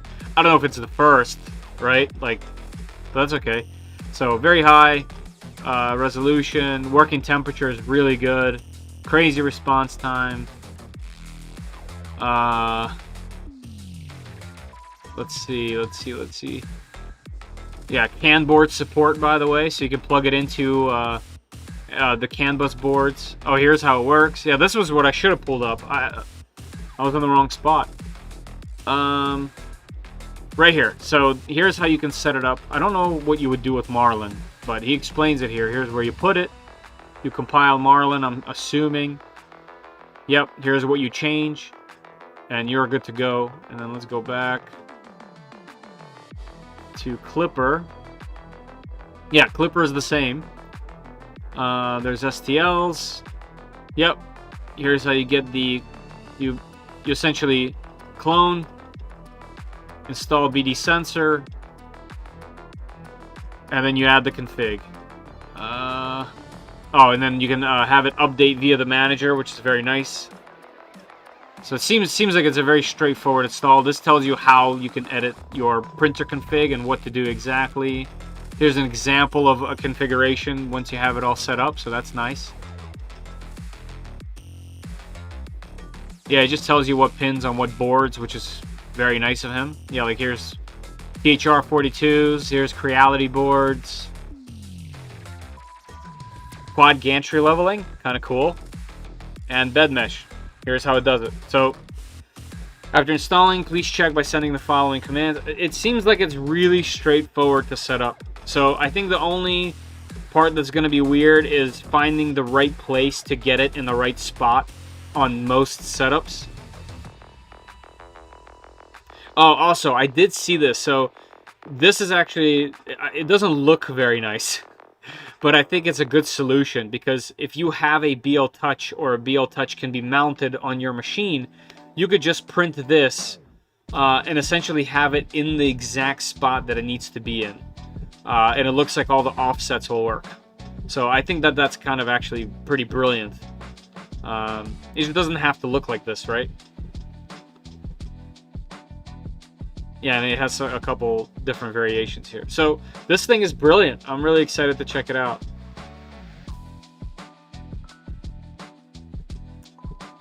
All right.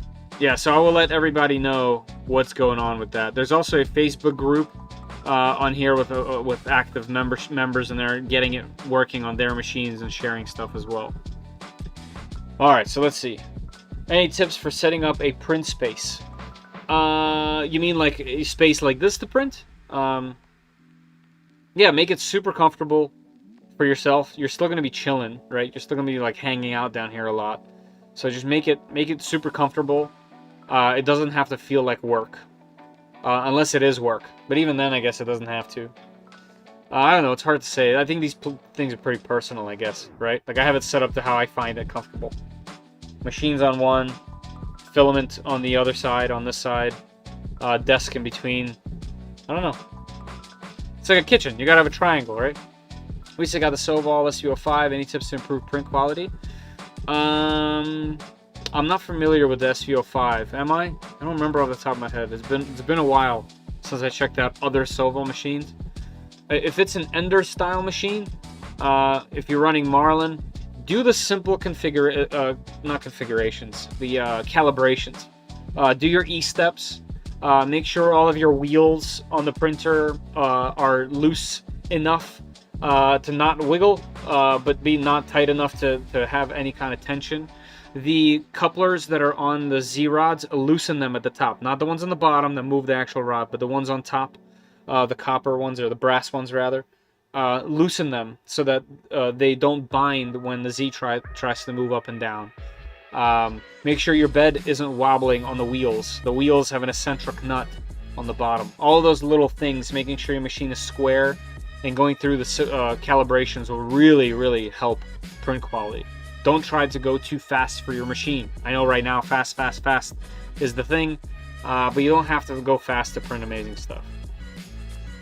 I've got a BL Touch on my 0G Mercury enclosed printing ABS all the time. Nice.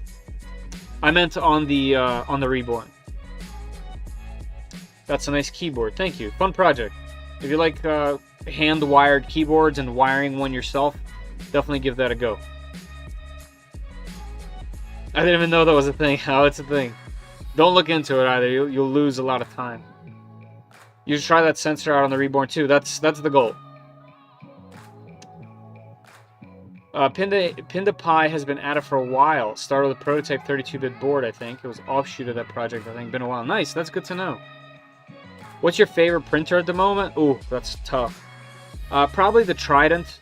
I wish I had time to get it running because I really want to use it. I have a soldered wire that's bad in the cable chain, and I got to tear it apart to put a CAN bus on it instead. Going USB, not CAN bus, but same thing. I think the Trident's my favorite machine. I think if for people that don't want to build, I think the K1 Max is my new favorite. I obviously just got it, but I really love the X Plus 3. It's my most go-to ABS printing machine at the moment. But the build quality and the amount of space the K1 Max takes up, I really like. I think they're almost equal. But if aesthetics matters to you for some reason, which it really doesn't, I think the K1 is better at aesthetics. The X Plus 3 is all open and has amazing support. I've gotten way better support from them than anyone else. So I don't think you can go wrong with the X Plus 3 or the K1 Max. And if you want to build, the Trident's amazing. Everyone loves the 2.4. Those are also similar. Under 5 clone, pretty much. Oh, okay, it's one of those.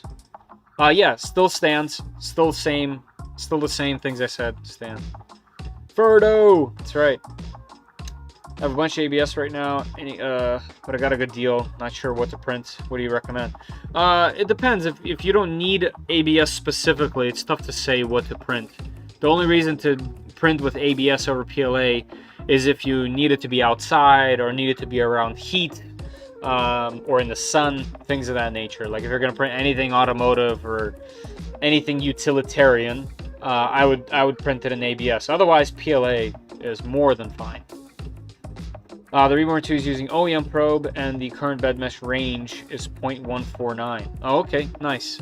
I think maybe I have mine set to have a little bit too much of a tight requirement for the probing. Maybe I need to just loosen it a bit and be okay with it.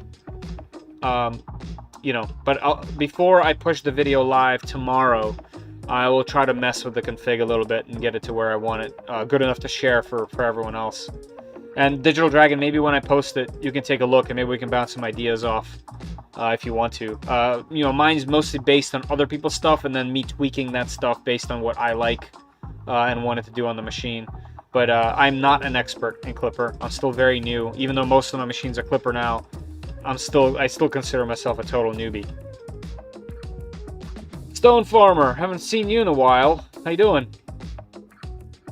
I could use a new custom keyboard. Well, get it.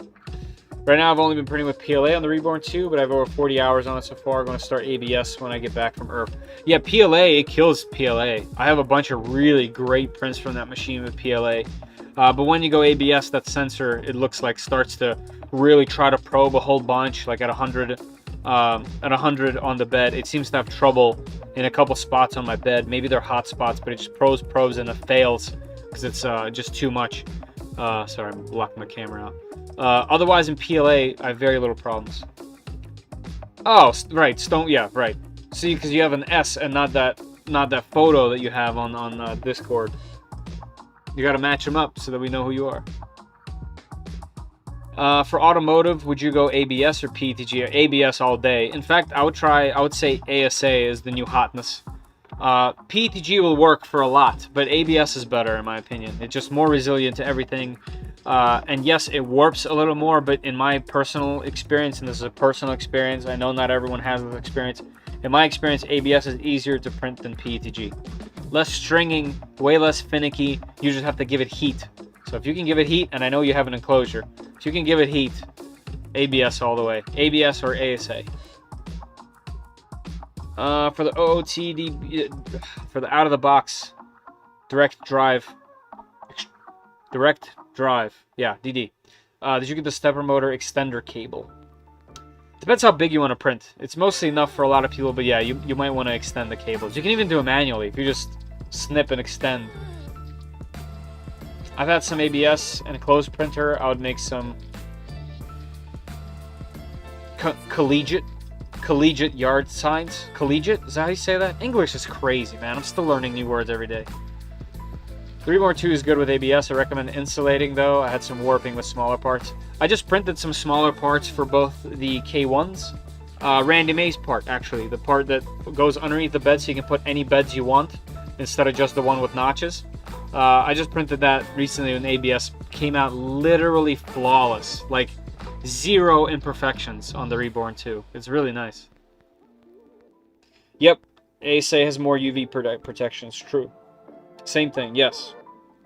Slight difference, but yes.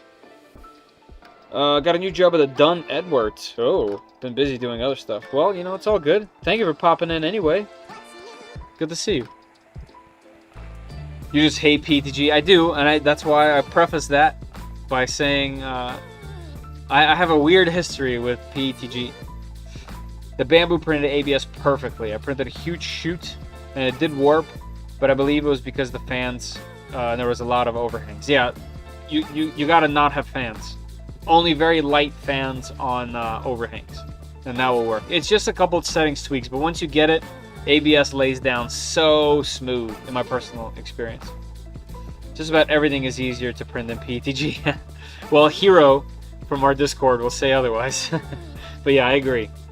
That's one of the only real filaments that I've had the most trouble with, for sure.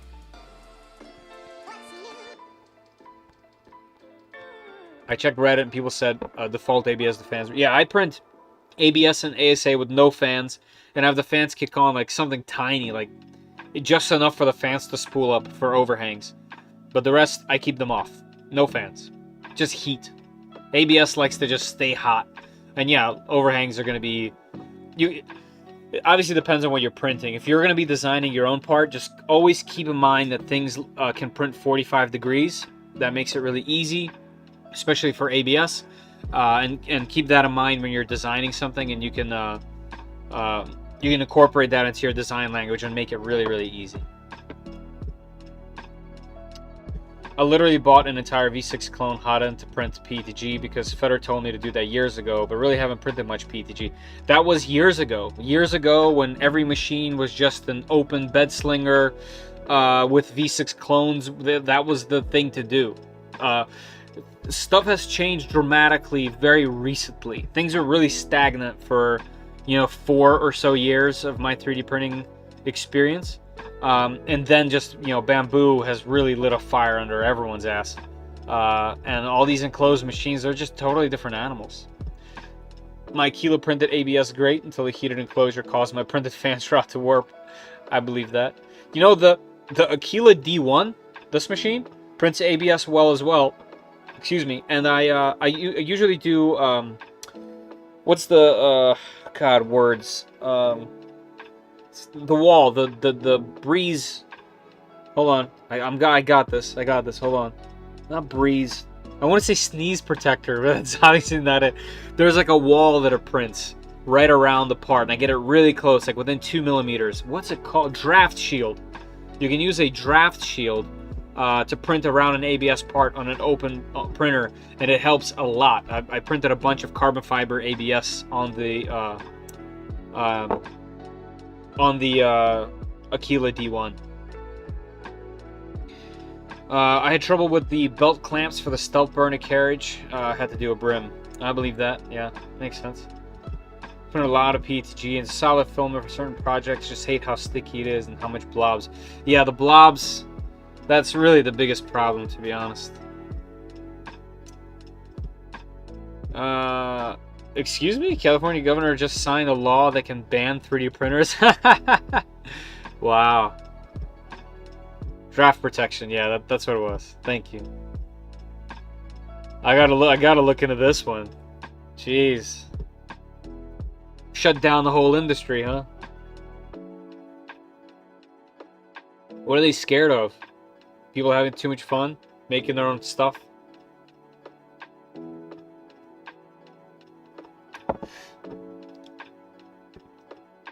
Like I had this whole spiel in my head that I was gonna mention at my talk about open source, and I'll give you guys the inside scoop. Like when I learned that you could 3D render some stuff and then print it with 3D printers. Actually, Rhodesman was my first friend with a 3D printer. I've wanted one for years, but it wasn't really accessible to me. It was either too expensive or too complicated. And he had one of the earlier models from Kickstarter, from what I remember. I don't remember the name, but it was like a little cube that could print rudimentary blobs. But at that time, when I wanted to make something, I'd have to make it out of metal or wood. And if you're going to be working woodworking, it takes some skill, obviously. Not some, a lot of skill. But you need space. You need special equipment. You need a lot of that. It's very expensive. And then the dust, you know, the actual skills of doing it. And then for metal, it's even more, that times 10. You need the space, the equipment, the skills to be able to make things out of metal and weld. But with plastic, yeah, it's limited. It's plastic. But I can do that with a single machine and a computer and design a part and have it done when I wake up the next day. That's what really drew me to 3D printing. So yeah, what are they scared of? They're scared of people conveniently making their own parts? Oh, you guys know about, okay, Assembly Bill expands California's ban on private citizens and non-professional users making firearms. Oh, okay. With machines that have the primary intended function. Oh, okay. That's fair. That's fair. That's fair. That's a whole nother category of stuff to talk about. And it includes 3D printers. Oh, okay. Yeah, that's fair. That makes sense. Oops, wrong click. Micro 3DS. Yes. Yeah, that little guy. What was the print area on that? I remember it didn't. I remember it didn't have a heated thing. It didn't have cooling fans. Nothing. Hoffman Tactical is an amazing young man. I agree. We don't talk about Bruno. Yeah, true. I should be careful, huh? No, Nerve Blasters only. All right. All the things that I've unboxed so far are super cool. It is almost 11. So for those that are just joining or that are here, also, I didn't even open the thing. In the description, there is a link to the giveaway. Let me get the link copied over so that I can paste it here. Looks like 28 of you are in here. We have 70 minutes left before I choose a winner. You have to be in the United States only, and you have to be present for me picking you, or else I'll pick somebody else. But you can choose any roll of PLA Plus from 3D Max if you win. Pumpkin chicken. Rhodesman, your icon just disappeared. Oh, now your icon's back. That's weird. On my screen, your icon is two different things back to back. Getting my $300 FISEC 2.4 300 Friday. $300. Nice. I'm still here. Nice. Okay, good. I'll be sleeping. Yeah, I know. It's late. I know. All right. Let's keep going. What's next? We got... I'll save the Hodo for last. We got this. This actually, to be honest, this Mintion camera might be the thing that I've had the longest. I'm going to put the sensor off to the side here so I don't forget to mess with it. Alright, hold on. We checked out this filament. Let me put this filament away.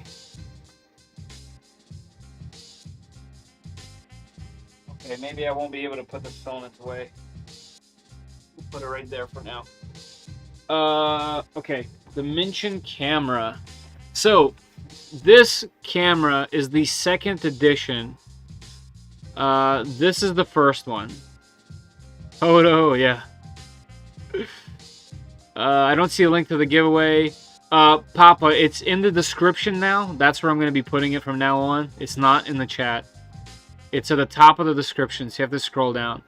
Patrick, yes, I finally got the vacuum and the 5% off coupon. So I'm very happy about it. Zoomy wants one of these bad?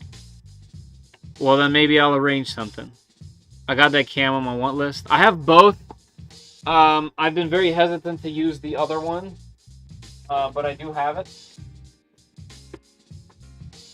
And I know I know that they've improved it dramatically. So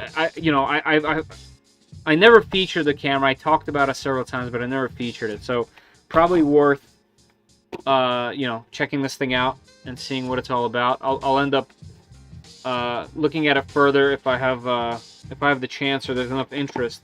But essentially, for those that don't know, this Mintion camera is more than just a printer camera. It can also control a 3D printer remotely.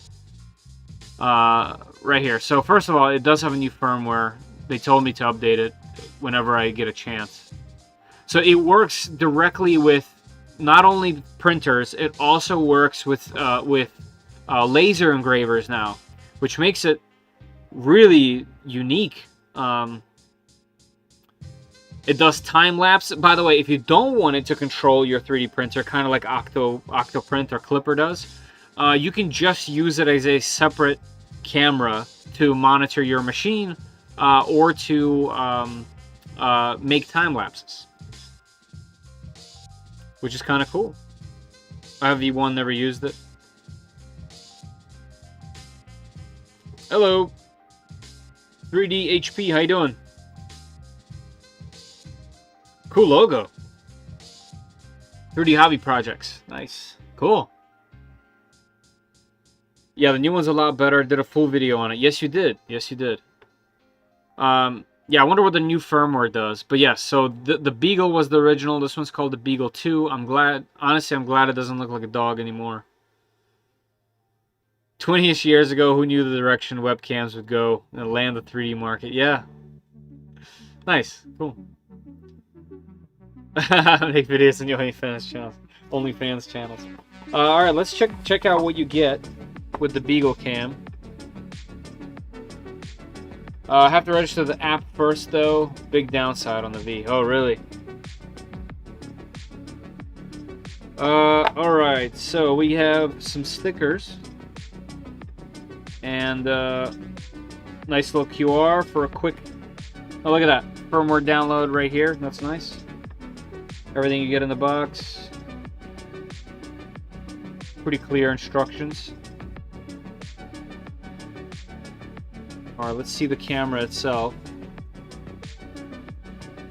Why can't they do a cat? Right? Okay, I gotta say, this one looks so much better than the previous one. So they finally have threads on the bottom. Previous one you had to make an adapter.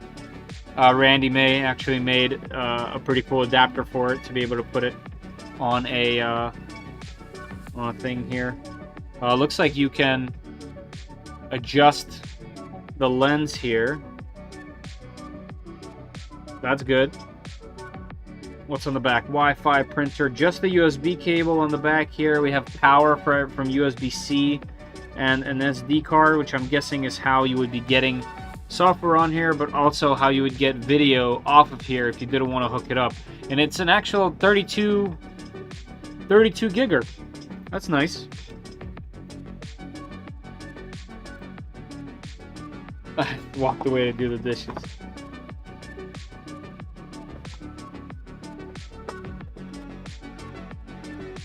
Alright, so we have a little tripod. Very lightweight. The whole camera weighs like nothing. Okay, so here's a ball head for that. That's nice that they include this.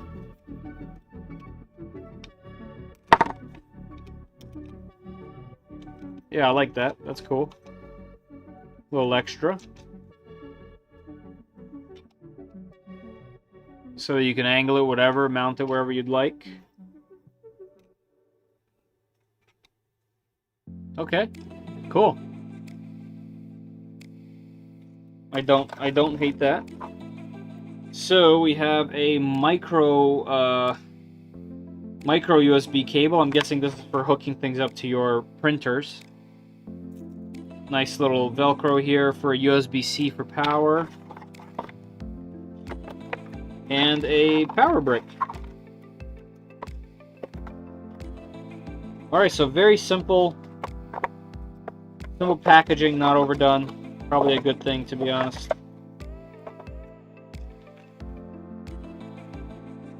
Cool, I'm gonna have to check this out a little bit further. I'm not gonna like whip out an app and, you know, go through it now, but it does feel and look like an improvement, which is very nice. Let's see if we can get a little bit more information from their website here. What is this? Auto time lapse for resin printer. Looks like there's attachments for it. 3D printer camera. So it is currently $90, $89.99. See if it's the same for the US. It is. That's comparing both of their machines. Yeah, so it comes with this app. It's very from what I remember, it was very similar to Octoprint, the actual software side. Yeah, manual focus is nice. G-code files. So it's essentially really similar to type of interface as Octoprint. It's a remote. You have an IP address that you can type in to get to the interface, so on and so forth.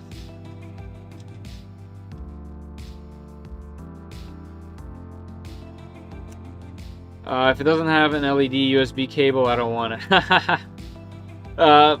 Patrick, that's a thing. I did get that cable.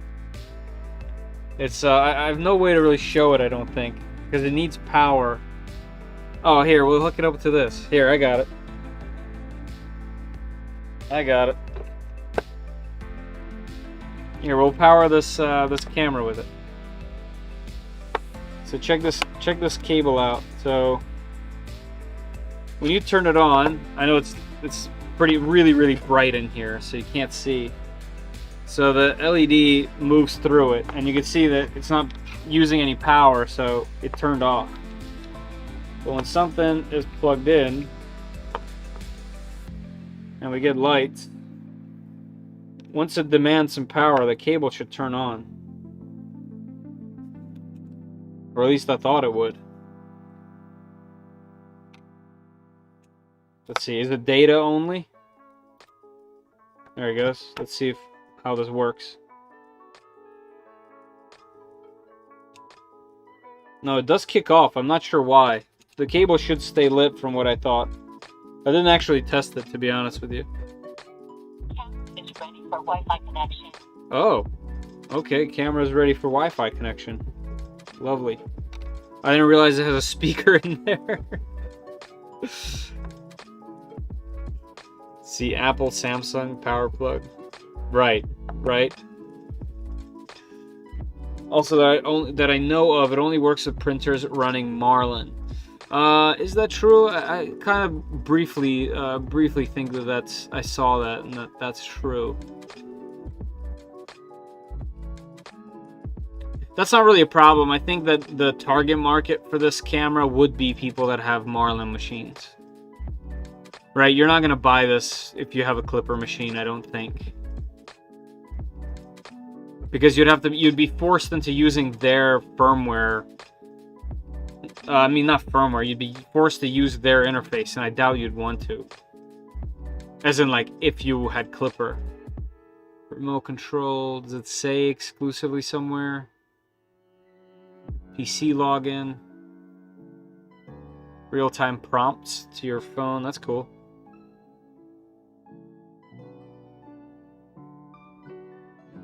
Great looking time lapses. If this is the quality, it's fantastic.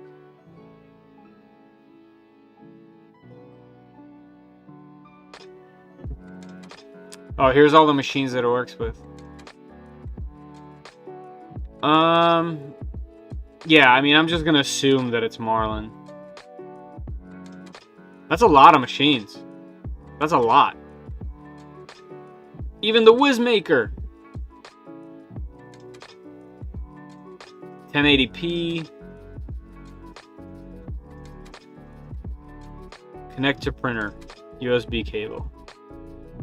Also, if it does run Clipper, I mean, if it does, if you want to run Clipper, I have a feeling that you can just use it as a time-lapse camera, because you can. That was one of its selling points.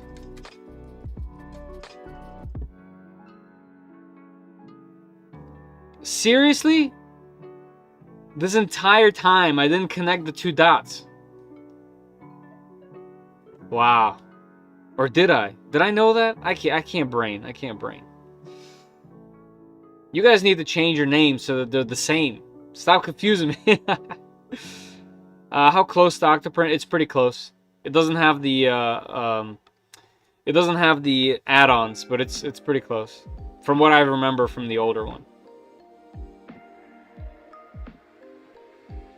Yeah, you definitely did. I definitely bought the... I'm not sure why it's not lit up. I'm kind of sad about it, actually. I was under the impression that if it... That's what it said, if it required power. Actually, I could test it on this. I have another device right here, an Android device. Let's see if I plug it in. So it lights up, and it should be drawing power and staying on. Yeah, here we go. That's what I was expecting. So I'm guessing it wasn't drawing enough power. So this is the cool part. So this part's gonna be on the top of the Trident head. So, and in the enclosure that has red everything, red lights, this like moving red power is gonna be super cool. I'm really excited for it. That's a really cool cable for a printer. Anyway, I'll have to check this out later. You know, you guys be sure to let me know if you are interested in seeing more about this Mintion camera, and maybe check out Randy's video on it since he has one already done and showcased the device. But it looks nice. It's compatible with a ton.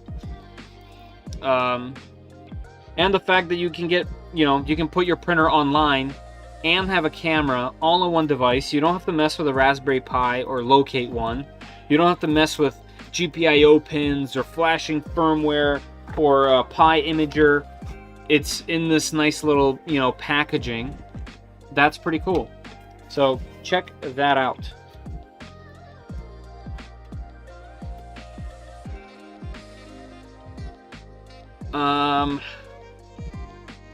Is there anything else on here that stands out? Oh, right here, compatibility. Compatibility, Marlin FDM printers. But that's not a surprise. You could tell, you could yell at your printer when it misbehaves, right? What time is the giveaway? Usually around 12. It'll tell you on top of the giveaway window. So 37 people, 55. 37 people, pretty good chances to win. 55 minutes left. I still have a few things to unbox.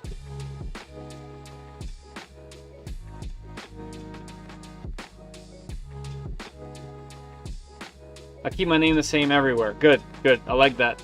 Do that, everybody, so I don't get confused. Because then what'll happen is, I don't mean to like mess someone's name up. Obviously, no one wants that. But then I'll meet you or something, and you'll be like, "Oh, I'm this person." I'm not gonna connect the dots. I'm not gonna know, and I'm gonna sound like a tool talking to you.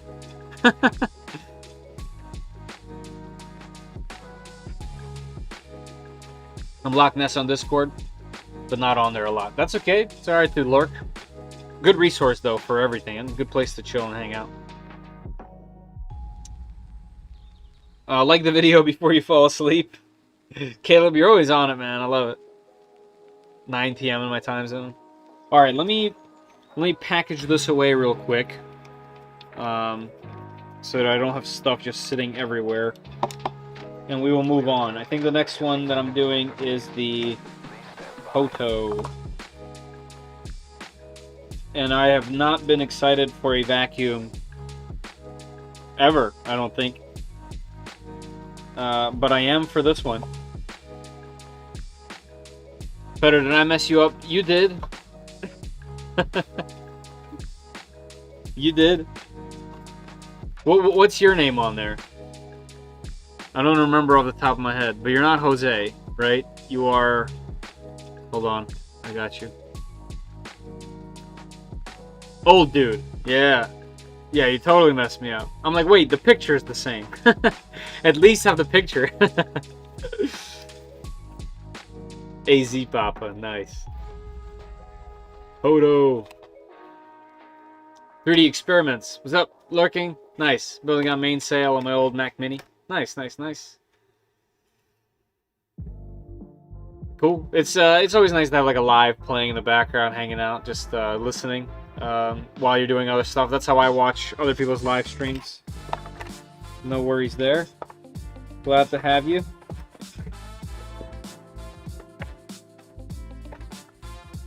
All right. What are the chances that I'm gonna remember how this stuff goes in here? I have a feeling very low. I think this was like that. This little guy was in here somewhere. We got cables like this.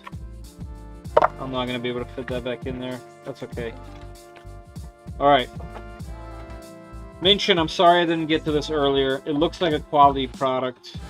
If there's a bit more interest on the channel, I will definitely take a further look at it. All right. There. Mintion cameras. All right. Next up, Hodo. Hodo. So Hodo, I have a link for down in the description to get 5% off.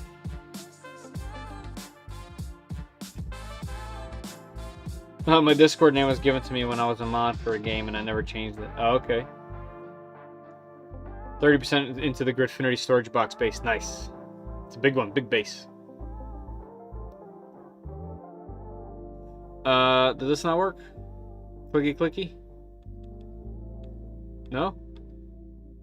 Chrome? What are you doing?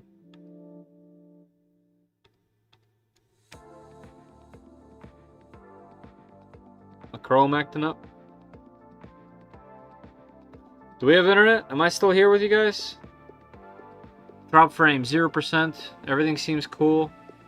CPU usage is at 10%.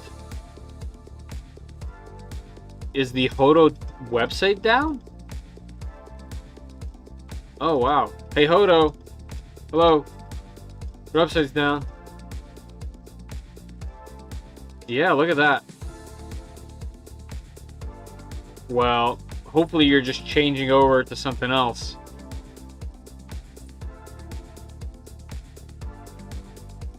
It's your Mac.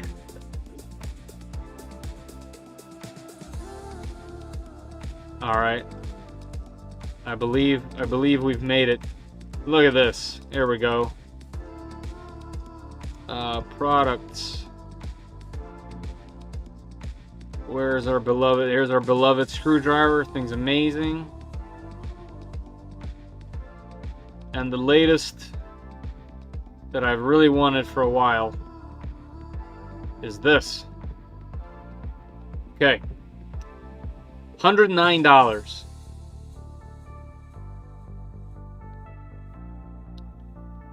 These guys do not play around with these tools. LOL Mac. It's true. I'm on a Mac. Been on Macs forever. These tools are not cheap. And they're not meant to be. You gotta move to Opera GX. Oh, really? Is that the new thing? Maybe they're updating their WordPress. Hopefully you're updating that WordPress, sir. Too many people logging into the Hodo website. Yeah, right. I sent too many people to the Hodo website. But yeah, I before you guys start ranting on me, I'm 100% sure, or 100% know, that these tools are not going to be for everybody. They're very expensive. But with that said, this is like, it's like buying a Dyson vacuum over, you know, what's a typical brand? Demon Princess. You gotta have both. I build PCs all the time, but Macs, you gotta have Macs for certain professions.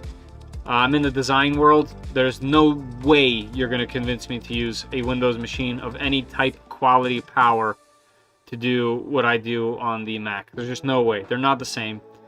with that said, there's also tasks that I would never use my Mac for, and would build a PC from scratch and use that. So they both got their place.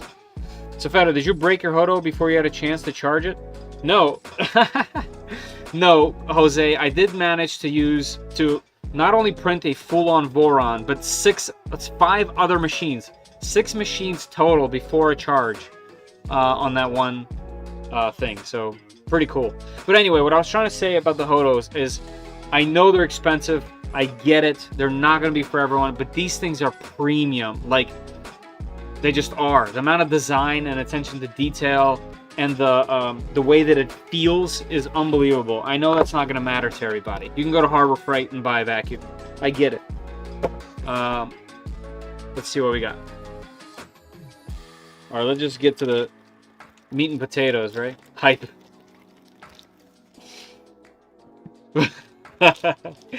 Fetter fans. I live near Fetter, but I do love Tien because of the tail. So I'm usually down there once. Oh, I see, Tennessee. Yeah. All right, so this probably weighs as much as 10 of those Beagle cameras. The tail, the dragon, tail of the dragon. Warning: do not vacuum clean without the dust cup. Okay.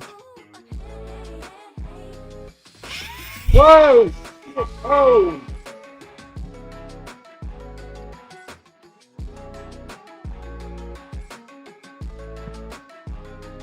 That scared the crap out of me.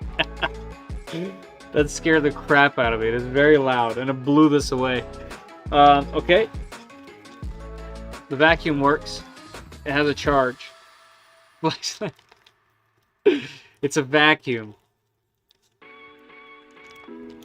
It has inserts. What am I opening here? Oh, okay, just the typical little carrying pouch. It's like those unders with the pouch.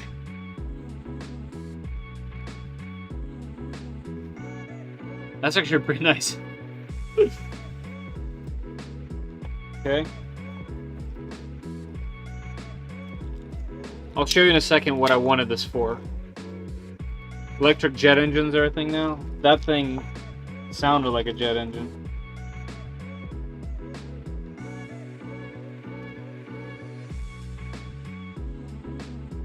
What is this?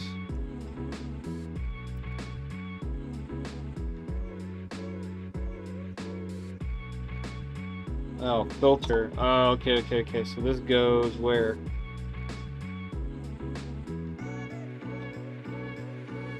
Outlet, inlet? What does that mean?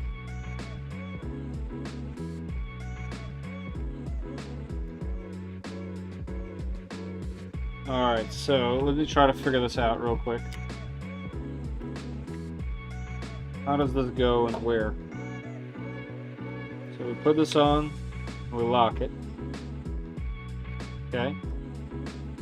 And this is the inlet. Oh, I'm putting it on the wrong thing. Outlet.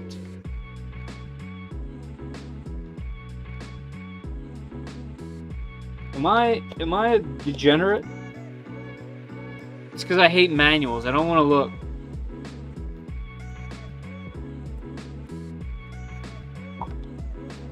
Wow, that thing really sucks. Alright, I guess I'll have to look at the manual. But this should blow as well. It does both. Alright, so here's everything it comes with. You know the stream gets weird when we're unboxing a vacuum, but I have an actual use case. It involves filaments. Alright, so outlet is going to be blowing. So, for example, I would want this. Oh, a nice satisfying click. Bam! So I would want this attachment on there. So that means the inlet needs a fan, needs this on there. like that. All right, so here's the setup, I'm guessing. Filtered air for the inlet. This is the outlet. So if that's the case, this is going to be blowing. Let's test. That's so loud.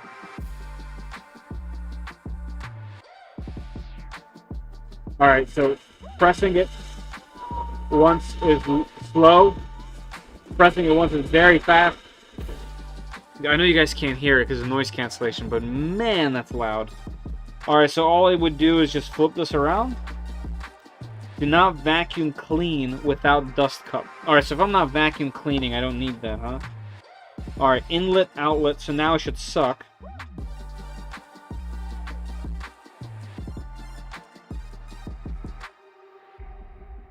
All right, let's do our test. So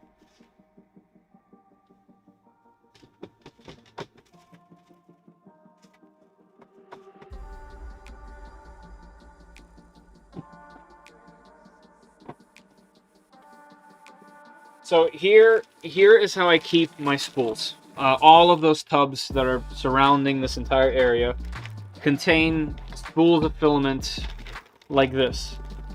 So it's just a Ziploc bag, but it's big enough to hold 2 spools, and I keep the desiccant that they come with in the bag.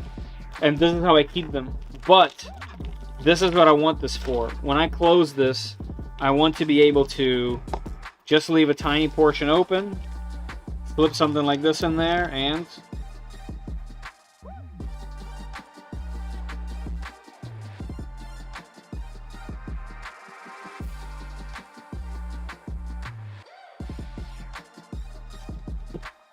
very quickly and easily we have ourselves a vacuum sealed package. So that's what I wanted. I can see there's a hole on the back of that bag, so it's not going to last very long. There's literally a hole right here. I can visually see it. Which, this is ABS, so there probably shouldn't be a hole in it. So I got to swap that bag out. But that's how all of my tubs are. So every time I take one out, this should be handy, and I should be able to just use it. The other thing is, for new printers with enclosures, for those of you guys that have printers with enclosures, you guys know this. The bottoms of every single enclosed machine that I have on the bottom is just a mess of little filament bits. And when you try to go to clean it, just with your man hand or lady hand, lady paw, all right, you go to do this, and where does it go? It goes into the crevices and the cracks, or the extrusion, like on the Trident. So having something like this, or this, or this. How do I use this? Let's see. Inlet. Set that up. Oh, so that's a dust bin. This is a dust bin. Let's slip that on like that. Right here, inlet. And now we have ourselves a really simple vacuum I can go clean. For example, my K1 I know has a bunch of stuff.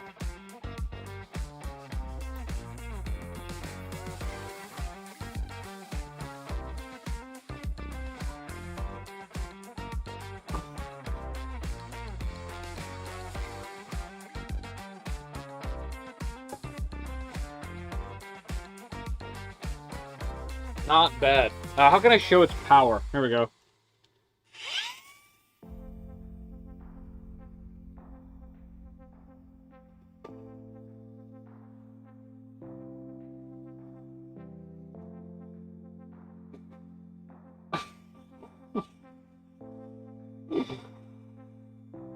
And that's through the filter. Cool. $100 vacuum. Love it. Blow glitter! Yes! No, you do need that filter. The filter is, yeah, it's for this. It's for, you have to have it, you have to have it on like this so that it collects, and that's why there's this dust cover, so that you can empty this bin. Let's see how you do it. Oh, you push down, rotate. Yeah, and you got your little crud, your filament crud in there.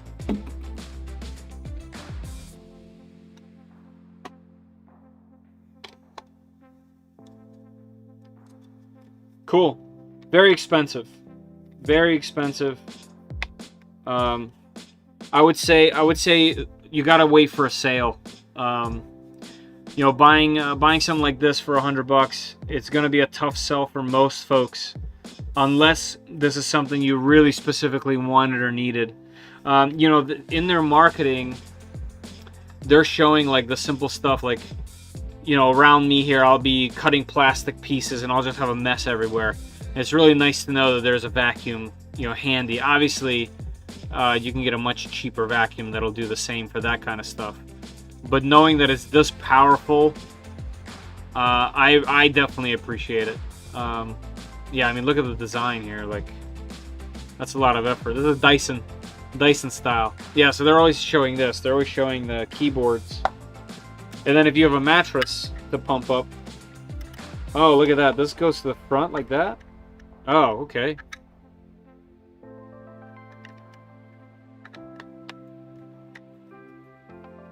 Look at that shebang. Man, we're going out. What's this? Oh, this is just to, if you need a large opening. Cool. I like how compact it is. It's very heavy. Very stout. It's very clear there's a lot going on in there. What an interesting design. Just the tube. Blow glitter, I dare you. Nice. I just bought a hand vac for that exact purpose. See? I'm not crazy. Yep, you realize how much crap collects in extrusions, right? Yes, exactly. When you take them to shows, yeah, I'm sure. I took the rug out of my office after 2 months of printing. I'd move into the garage, but it gets way too cold in there. Yeah, I vacuumed in here recently, and the amount of stuff that comes up over just having printers in a room with carpet, crazy. I love how it's totally silent. Not silent. You just can't hear it because I have, what's it called on? It would blow your ear off. If that blows as well as you can use that for inflatable... Right, you can, yeah. Yeah, it blows quite a bit. It says fill an inflatable kayak in 2 minutes at 500 liters per minute. Efficient storage and space saving. Oh, that's what that is. This is for those storage bags.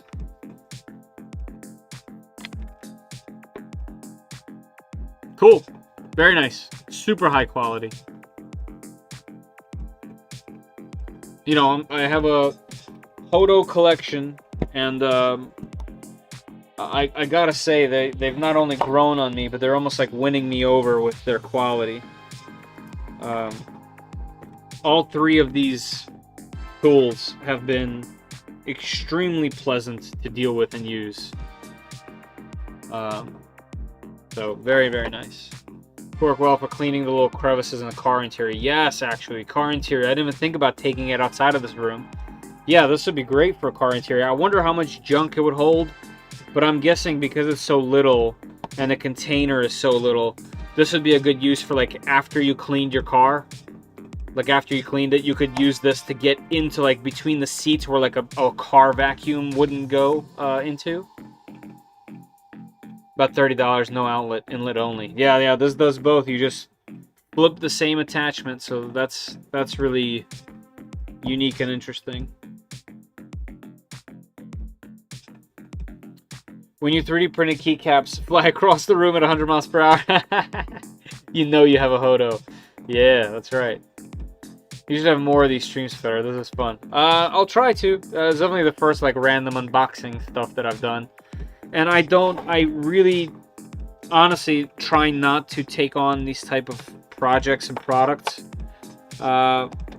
Because most of the companies want me to like promise them a feature video. And I can't just do a feature video for every product that comes in. I mean, that's unreasonable. There's too many. So sometimes I'll try to bundle them in and stuff, but sometimes I just can't. So I think the only way I'd be able to is this type of thing. And then, you know, like that sensor, I'll probably be able to use that in the video because it's clear. I have a very clear vision for that. But not always the case, like the case for the Sunlu dryer, or, you know, that'd be like for a paid review, I get it. Like if someone paid to do a review on the dryer, like that type of thing, but not as a throw-in to a video. So yeah, I'd probably do more. So we have we have a little over 30 minutes, and the last thing I have to unbox is quite special. So Hodo, yet again, third thing I have from you guys, and I gotta say the quality is, I understand why it's expensive. There's very clear sticker shock, not only for me, but my subscribers as well. But man, the quality, I get it. I understand. From a consumer standpoint, I would say 80 bucks. That's what I'd want this to be at. That's just being honest. 80 bucks. 110 feels high. Feels high. But I'm not a wealthy man. If 100 bucks is nothing to you, then this is super high quality. Alright, we got that. We did the sensor. Oh, I gave away my last one. It's in the thing. It's fine. Mintion, cool. The sensor, really looking forward to it. 38 people, 32 minutes. Not bad. Alright, you guys see what this is now. Not big enough to get my lost fries. That's right. It will not do fries. About the first screwdriver, watched the thing over countless streams, kept on chugging. Man, I gotta say, it's gotta be one of the best tools, especially for 3D printing, that I've used. In fact, I've talked about this now in the past like 2 streams. I think because of things like this, I'm gonna have to do a video on like the tools that I recommend. Although I don't recommend you going out and just buying all the tools if you're gonna 3D print. Snips, you need snips. Most printers come with snips. I do think, honestly, one of the most useful things is tweezers. Tweezers just help you get the little filament from the nozzle, and just every single day this is used. But then there's like things you can collect to make it easier on yourself. So that might be the video. I don't necessarily recommend you just go out and buy a bunch of tools for 3D printing. So, but there are tools that make things easier for sure. All right, let's get this thing packed and get to the next thing. The Beagle could be a whole video. Yes, it could. How much are the storage bags with the fitting already attached? That'll be pretty good. I don't know, but I have a few. Some of my carbon fiber nylon is in those. I don't know, but yeah, that would work with this, and there's enough attachments to fit the right one on there. How does it store? Does it all just fit into itself? Because even that's kind of a cool design. Yeah, look at that. They all fit into themselves. So what do you do? Just drop these in.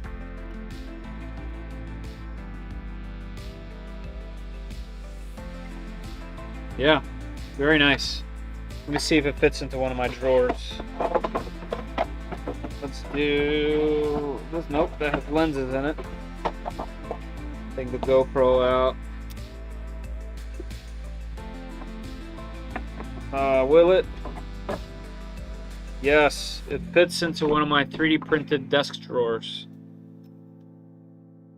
So I have a series of these printed desk drawers with just stuff that I need. Mic stuff, camera stuff, light stuff. And it fits right into one of them, so that's nice.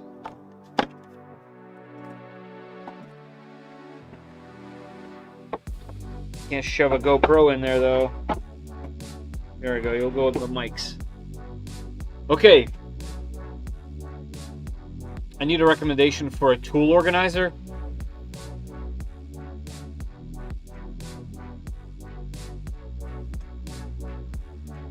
Come on, camera. Turn this way. Right.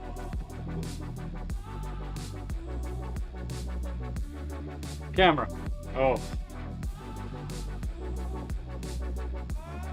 That didn't work. There's chats in the way. Hold on. Hold on, I got you.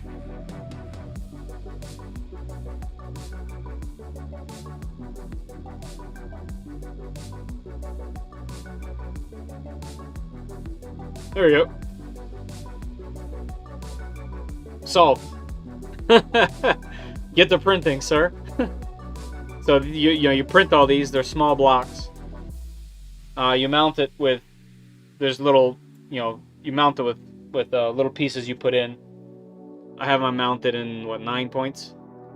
And you can print pretty much any attachment into this and put whatever you want on here. The latest one by Surge Hawk, he made this Hodo attachment. He put a hole in the bottom so you can charge things. You can literally make any cool thing you want. There you go. Solution. There he is. The man, the myth. A machinist square. I have a funny story with a machinist square. This is the cutest machinist square. I thought this was significantly larger than it was when I bought it. And when it came, I thought it was so funny, I kept it. And now I use this, and it's been fantastic. I use it all the time. Also, I would say twice as much space and storage that you think you need. Yeah, true. That's a fact. If building printers, I would suggest a nice set of hex drivers, drill bits, reamers, all metric, of course. Yeah, gotta be all metric. This is all solid advice right here. Tweezers, snips, acupuncture needles will come in most printers. Yep, have this. Decent needle nose pliers come in handy. Yep, I agree.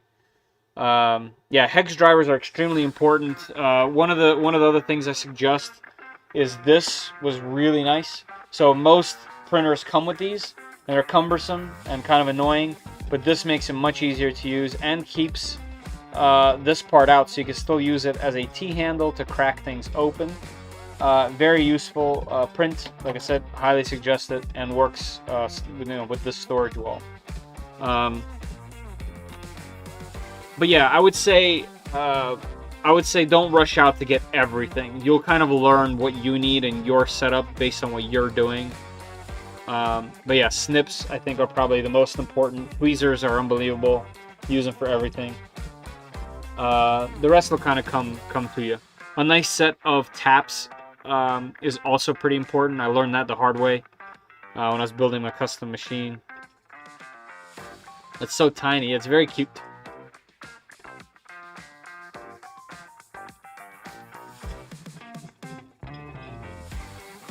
Then I send you a link for it. I don't know if you sent this one. I remember I added a bunch to my cart, and I ended up picking this one. And it just, in my head, it was so much larger than it was. And when I got, I was like, they sent me the wrong one, obviously. And I went and checked the dimensions, and it was correct. I bought a mini one. I kept it. It's too cute.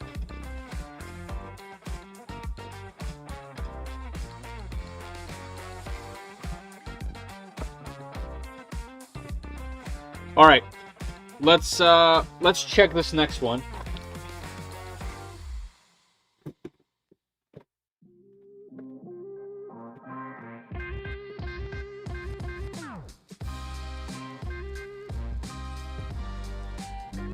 All right, so the next thing I actually bought from somebody that reached out to me.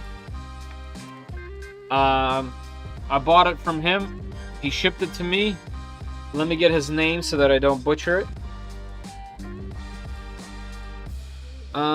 His name is... Wow, I've talked to so many people on Discord. I have to scroll. Hold on. I don't want to, I don't want to be rude. Please give me a second. Oh, where are you, good sir?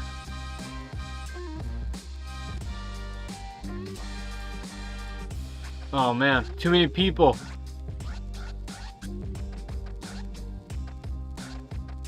I told him I'd shout out where I got it from. Oh, come on.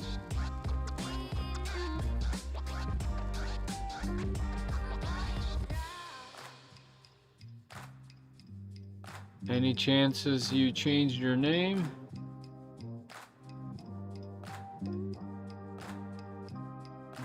Tiger Flyer. Oh, you did you change your name? Or your icon? Something's different.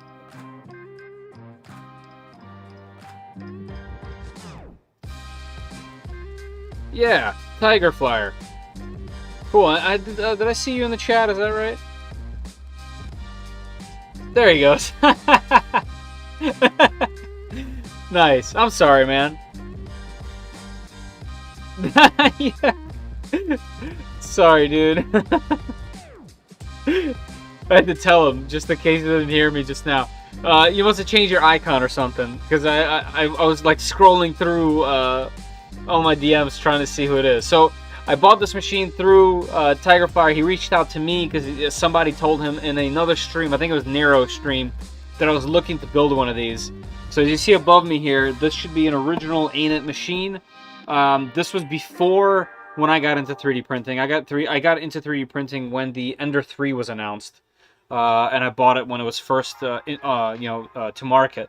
But these were really popular before that machine got popular, and they had their problems. These were known as fire starters, but I wanted to showcase where machines were just a few years ago. And I thought, since we've been doing like builds on live streams, I thought it would be fun to do one of these. So yeah, I'm sorry, man. I swear I'm not a bad person. My memory's trash. Rhodesman knows me. He could confirm. My memory is absolute trash. If I don't write it down, it's gone. And I try really hard to try to connect the dots between people. And I apologize. I have a very hard time connecting names to people. And just, please don't take it personal. I don't mean it by that at all. And I truly appreciate the fact that you reached out to me, and I have this here now. I have an old school Tiva Tarantula. Nice, I remember that machine. Yeah, Tiva Tarantulas are cool. So this is my essentially my third Anet. I had an Anet A8 Plus, which is technically the same thing but with extrusions and a bit larger. I also had an Anet AT5, I believe it was called, ST5? ET5, ET5X. That was like when Ender 3 clones were first Ender 3 clones. I think you can update the firmware to have thermal runaway. I doubt it. Wait, Digital Dragon, this was your first machine? That's awesome. He forgets my name all the time. Yeah, so there is a guy, 3D Displacement. He's occasionally in the chat here, once in a blue moon. He's from Turkey, I believe.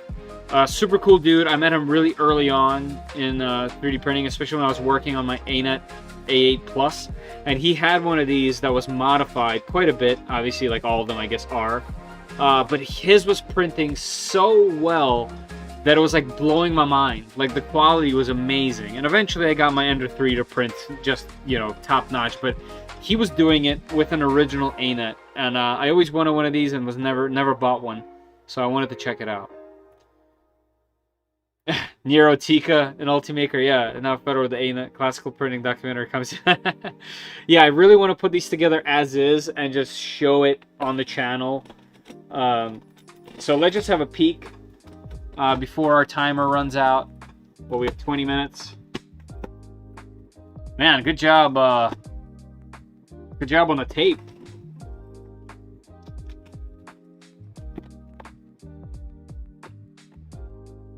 Oh, we got a little note. Oh, hey! Oh, that's super cool, man.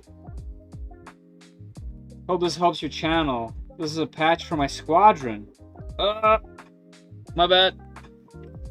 You didn't see anything. Dude, I'm so sorry. I'm so sorry.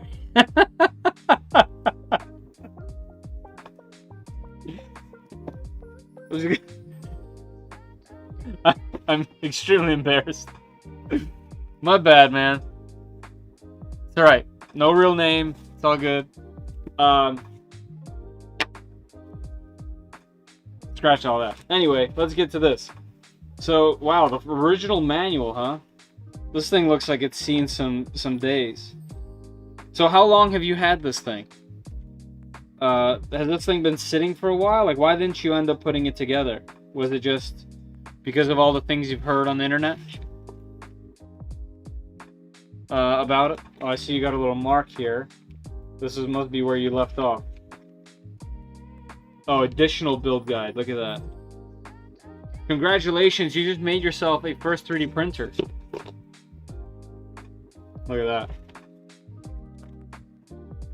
I'm kind of scared. I'm kind of scared to look this up. You can flash firmware with thermal runaway protection enabled. Nice. No, the Tiva Tarantula is my first machine. I built an Anet A8 and put a Big Tree Tech SKR 1.4 in it. Nice. I actually have one of those boards. Yeah, I thought about doing that. Eventually, I think it'll be cool to make some modern stuff on it. But I think at first I'm going to keep it as is. Do one of the mods include fire extinguisher? Yeah, you kind of need one. Like 5 to 6 years. Wow, that's amazing. Yeah, my bad, man. Had kids. Cool. Patrick. Come on, man. I'm already super embarrassed. That's so rude of me, man. I didn't know. I didn't know. I'm sorry. Alright, looks like we're gonna need to take our vacuum out. We saw nothing. Okay, good, good. I need the vacuum. I'm like trying to collect my thoughts now. Alright. I'll lift up the cam so we can see a little bit more. But perfect use case. So last time, we need the inlet side. Last time I did a stream with the MINGDA Magician X2, I needed to vacuum because of their packaging. If you guys remember, a few projects, I've brought my vacuum from upstairs to use it. So, bam! Now I got something. See.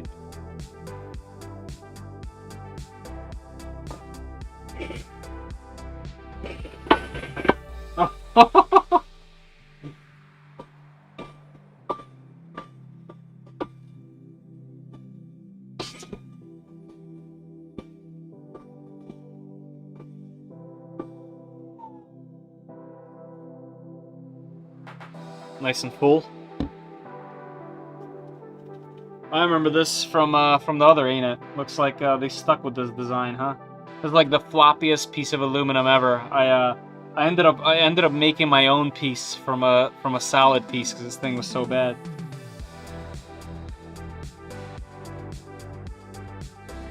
Oh yeah, this is surely an Anet device. Look at that, we got the screwdriver in here and everything.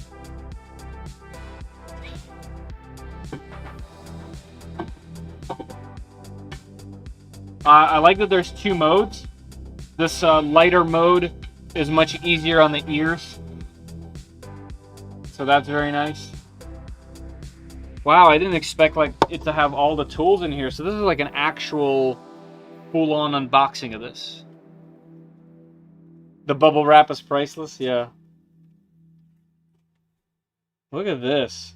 What a device. The quality is hilarious. We got our typical tools. What are these wires? Still all labeled. I mean, if this is 5-6 years old, that's amazing. Bed thermistor wire. Heat bed wire. Okay, so that's oh, this is right. This is the bed plug. Hodo's amazing. It's silent. It's silent on your end. It's loud enough. Look, we get the snips and everything. It looks like the power cable has melted into the styrofoam. I know you mentioned where you're from, it gets a little warm. Yeah, that's in the styrofoam, like it's inside. Can I move this? I don't know if you can tell that it's sunk in there, but that's almost, I can put my finger over those wires, like that's how deep they went in. This is the tensioner on the front. Wow, look at the hardware that it's using. This is going to be a wild build.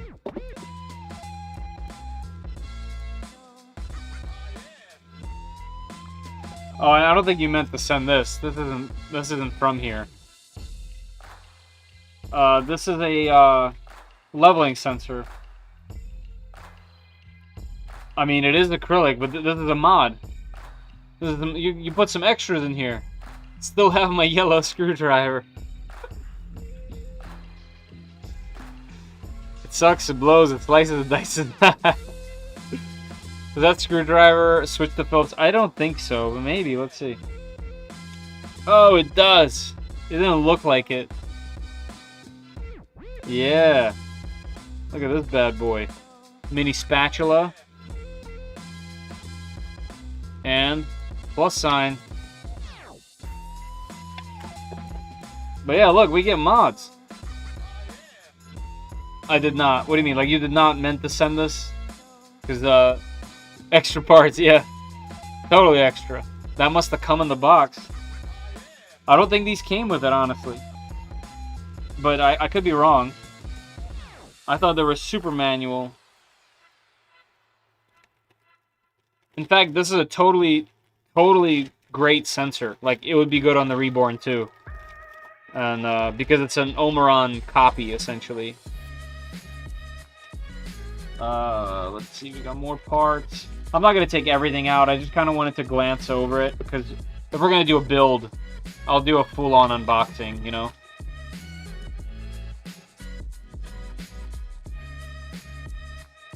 Let's see what we got.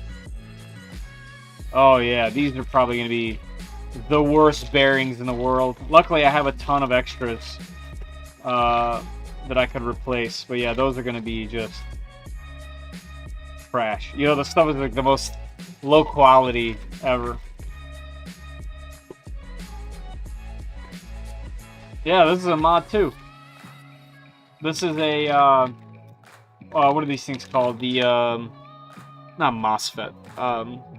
These are really good for the bed. It was a mod that a lot of people wanted to do. I don't know if this came with it originally, honestly. Like, look at the manual I have up. I think you might have had, like, this might be like a pro model or something. Here, we'll find out right now.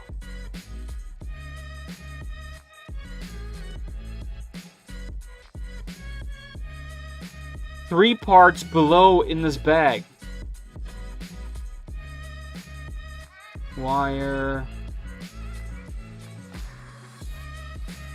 Holy moly. Yeah, it didn't come with it originally, so MOSFET. Yeah, so this and this are extras. In fact, let me see if maybe your manual has something specific of it. No, it's the same manual as what I have pulled up. But you have this extra part back here. Wow, I am scared. Darn, maybe I bought those and tossed them in the box. Yeah, I think you just gave me some extras, man.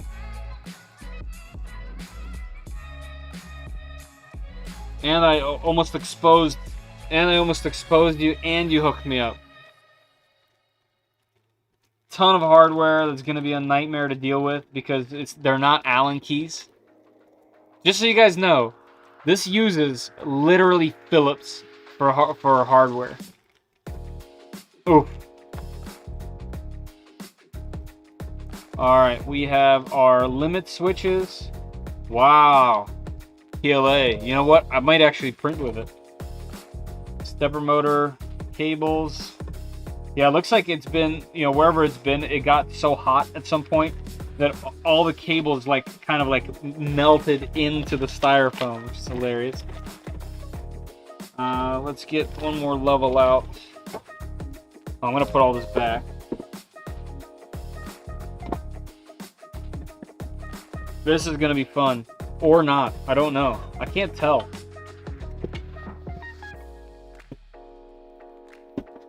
I definitely can't tell if this is going to be a nightmare or fun.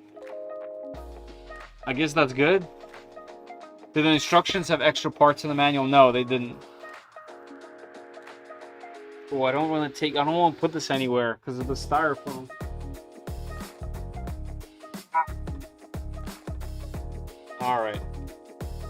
Alright, I guess I'll set it down. I have a vacuum, right? I have a vacuum.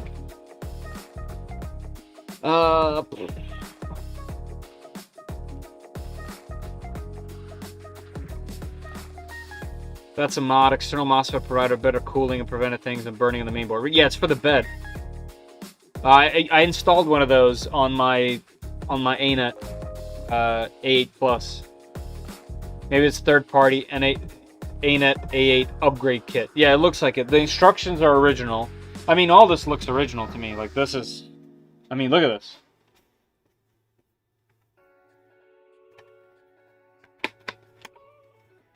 Guys, there's a couple more minutes left in the giveaway. Let's see. 7 minutes exactly. Let's see how many people. 41. I think our highest we've ever had was 44. Look at that. Unopened, baby. One of the worst boards to ever exist is in my hands. The Anet A8. 2204s. This is going to be so stupid. I'm so happy about it. I wouldn't put this board in anything but this. Wow. Yeah. That's gonna be fun. Okay. I am very excited. There's a couple other streams I still have to do. So I still have to do some streams finishing the FISEC machine because I want that as my desktop machine. Look at that. I also have to do a stream on the Trident because I need that working. I want that to be my go-to machine for everything because it's so custom and I love it. So I have to do those, and then I will start this print kit, I think. Printer kit. As a fun torture device. Anet display. Another one of these horrible tools. Is my chat broken? You built the Trident. This looks harder.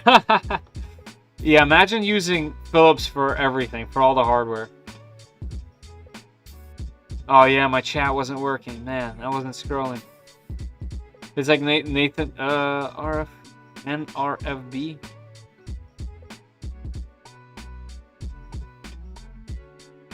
I didn't know printers were that collectible. Yeah.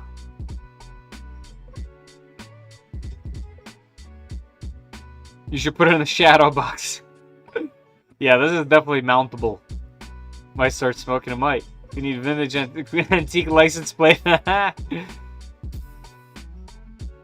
Nice. I use my A8 board still with a motor on a different display at work. Nice. I hated that display with a passion. Yeah, this is the one with the buttons, right? Steam powered. Oh yeah. Oh my god. Yes. Yes, yes, yes. Boom. Listen to this. The noise canceling will probably... You guys hear that? That's good stuff right there. Vintage. My Tronxy Anet clone worked very well for the most part. So that filament sensor, not filament, that leveling sensor was a Tronxy part. But as far as I understand, the Tronxy machines didn't have Anet branding, right? Mr. Walkman, maybe you can fill us in. As far as I know, they were all Tronxy branded. I mean, this is all Anet branded. Never removed from box. Oh, sorry, I'm slow, man. So slow. You saw me like have a conundrum. I forgot English there for a second. Let's see the SD card that comes with it.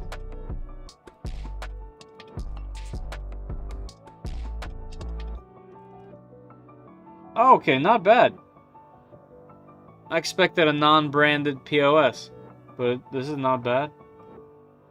It's not that it's branded, but it has text on it. This is gonna be epic.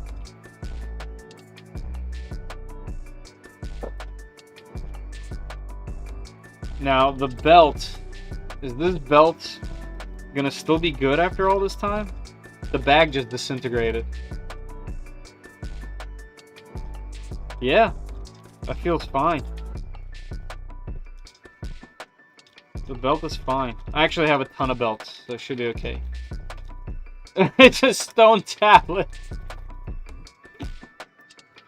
Nope, it was trunking all the documentation. I don't know about the ANET connection until much later. Yeah. That's what I remember. I remember the trunking machines, but they were all their own brand. Wow, that's thick. That's thick boy right there. We have our wonderful frame. That's so sturdy.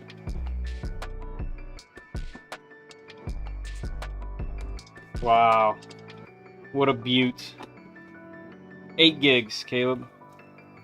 Wow, these have preserved themselves. Okay, you definitely lived somewhere with either low humidity or something, because there is no rust or anything. Unless they're like galvanized. You know it's an Anet A8 when you have this wrapping.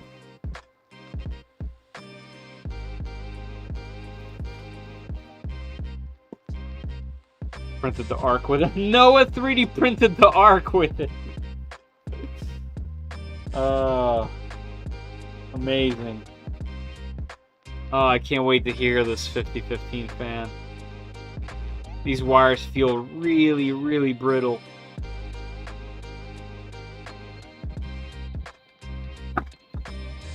And the absolute classic injected molded white parts here. Amazing. Stepper motors, the heaviest hot end available. Let's see, can I get this back in some kind of fashion? Yeah, that's okay. Oof, this is so heavy. So my Anet A8 Plus actually used the same exact hot end. They never changed it. They just kept it the same. Horrible extruder, probably the worst extruder ever. And just the whole crazy flexi system on here. You know, this hot end was the reason why the V6 clones were good. Because even those V6 clones were night and day better than this. And last but not least, looks like we have 54 seconds left, by the way, in the giveaway. So how old is this printer? I think it's about 6 to 7 years old. Oh yeah. Here is the official fire starter. Oh, it stinks. Oh, it smells horrible. It smells like Jesus. First of all, that smells like farm fresh manure. Oh, Lord have mercy on us all. It smells terrible.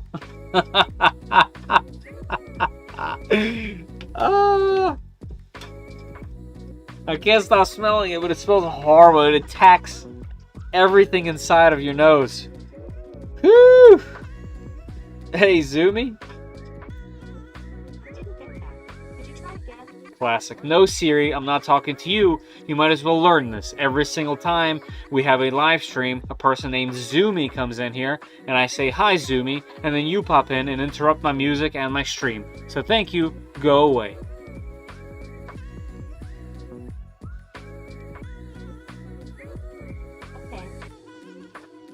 Alright, now that we got that out of the way, it's a really old, original Anet A8.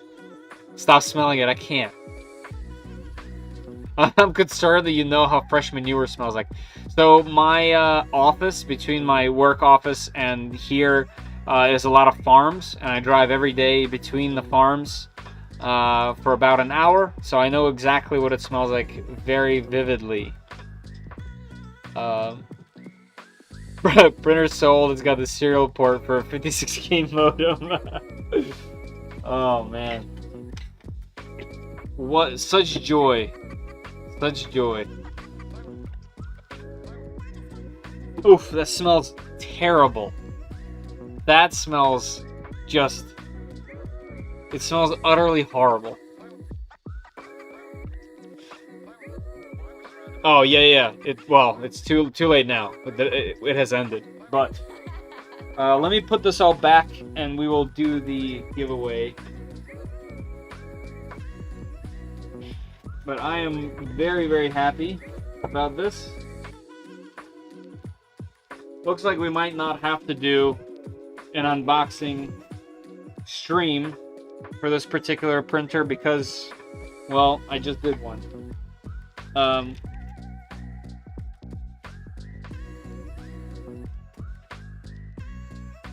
Okay. All right. Well, hopefully that was entertaining to some degree. It smells brutal. I can still kind of smell it. Tiger Flyer, thank you again. I promised that I would say something, that you reached out to me and got this into my hands. I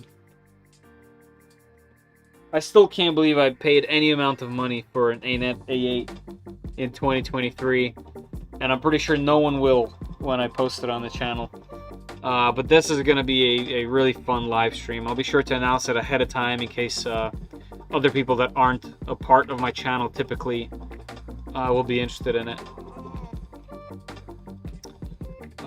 Is that a 12-volt printer? That's a good question. I just put everything away. I wonder if it is. I don't remember. What are the odds that I turned the page to the power supply? It doesn't say. Which is also concerning, by the way, that it doesn't say. If Papa wins again, we should all get a roll. Does it tell me what the power supply is? It just says power supply. It 12 volt. Look at the bed.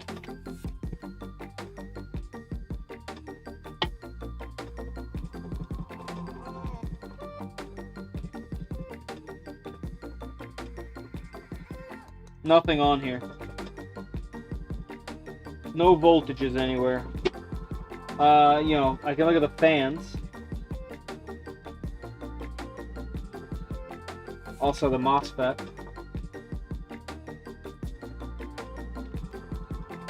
Doesn't say. Nothing says it anywhere. Let's look at the fans. The fans are 12. I'm just gonna assume that it's 12.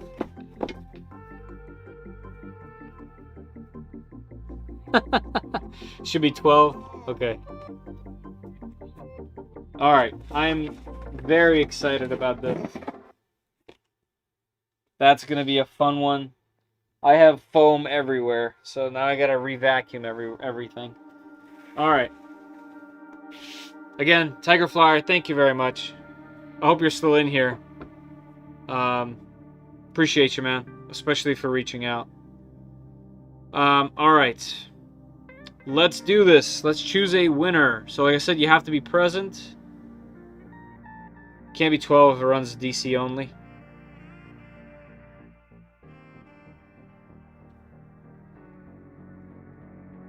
My DaVinci's 12. I honestly don't know. It didn't say anywhere. And I'm not ready to dig around any further, to be honest. Alright. Let's get the winner. Yeah, man, awesome. I'm thrilled. Alright, let's go to winners. Let's draw a winner. We are going to choose one winner. We're going to pick draw. Remember, you have to be in the United States and you have to be here. Alright, I'm going to announce winners with avatar. Announce. Congratulations to Tyler W. Tyler W, congratulations, you've won. Standing in for Papa. Tyler, please claim your prize. I have your email and where you are. I honestly don't remember if you won before or not. I checked my 8, it's 12 volts. Nice. Thank you. Yeah, so it's 12. Congrats, Tyler. Congrats. Yes, is Tyler here? Don't forget, everybody, if Tyler isn't here, within, I don't know, let's see, what time is it? Let's just give them 5-6 minutes like everyone else that we typically do. If someone's not in here, if Tyler's not in here to claim his prize, I will pick somebody else. That's a bot name. All right, Demon. Chad has really had an influence on everybody, huh? That's hilarious. And he's not even in here. Tyler, congratulations. Where you at? 2 seconds. Where is Chad? Chad, you in here? Probably one of the first times Chad's not in here. Let's see, what time is it? Let's make it official. Let's do it until 12:10. At 12:10, we will pick a new winner. In the meantime, let's read some things. I'm gonna have to read off screen in another window, so I'll come back to the chat. Hopefully, it's not too far along, but I'll check. So, I still hate that this thing makes it so difficult for me to see the question and answer, unfortunately. Let me see if I can open another tab. Maybe that makes it easier.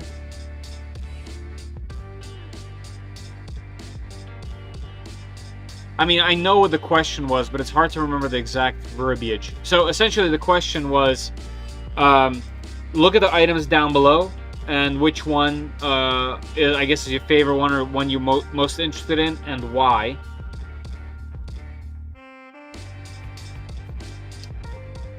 My nephew's name is Tyler. Winner, winner, chicken dinner.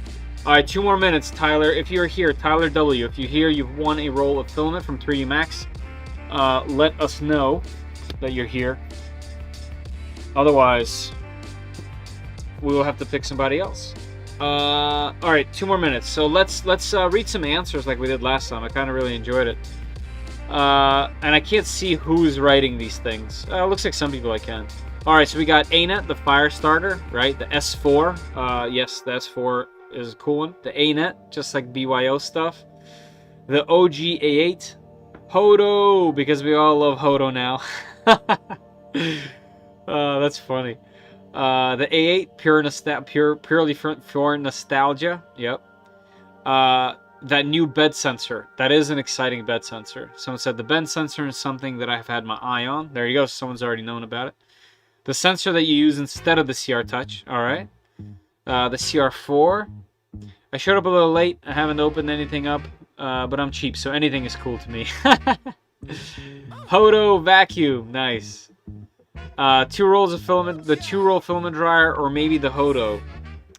We got 1 more minute left. Let's see. Let me check the chat if Tyler W has come in here. Nope. No Tyler. Tyler, let us know. You have about a minute. I'm just going to keep reading these. The filament dryers.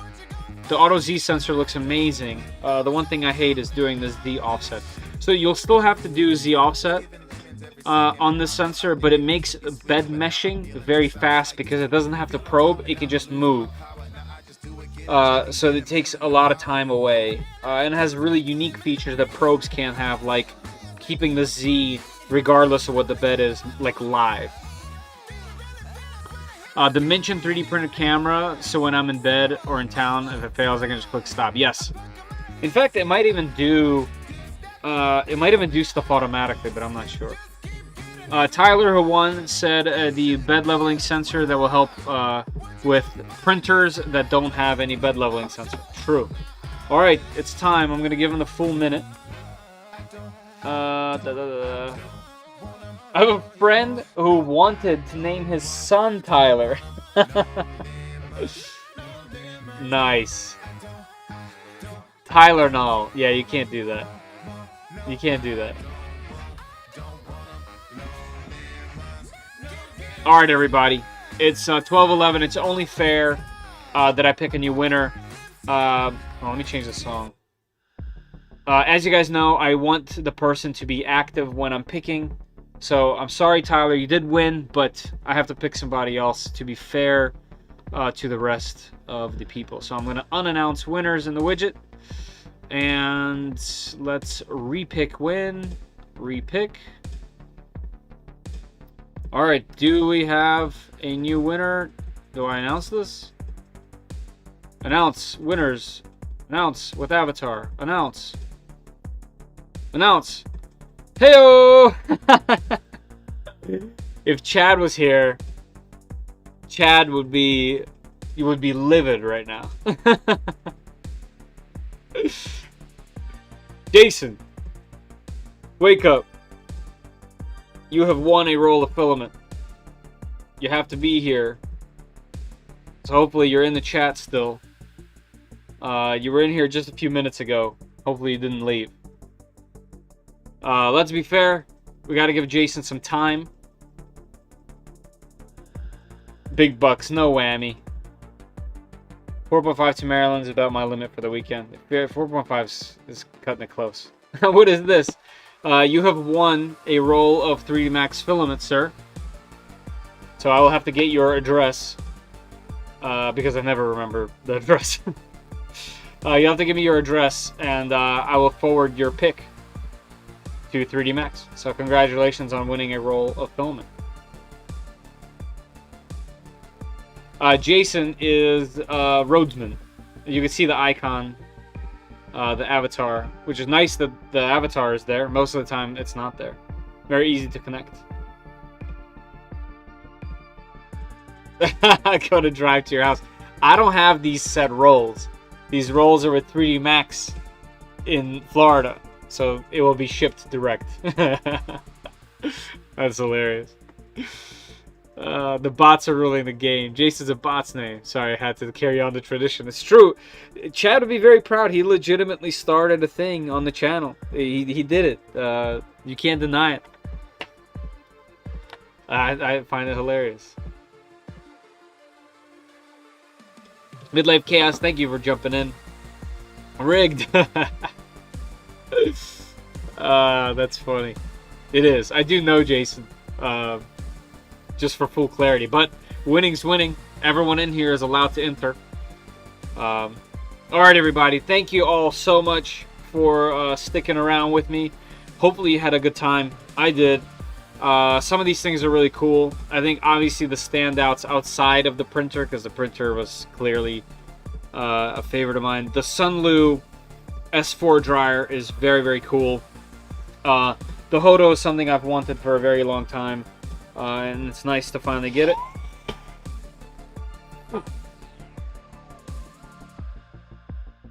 Oof, that's so powerful. Yeah. Oh, come on. You have spools for days. I have some spools, but they're here all for a reason.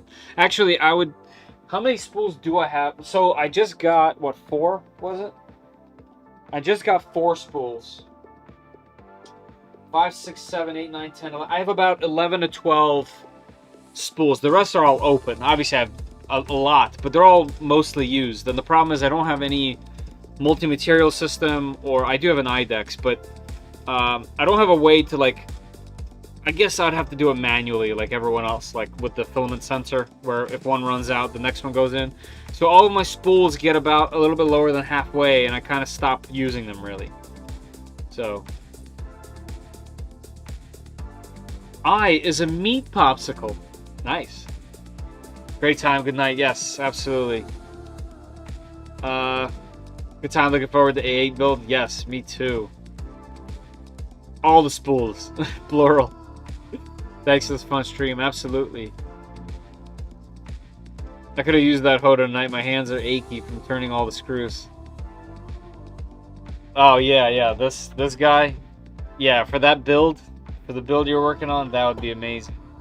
All right, everybody.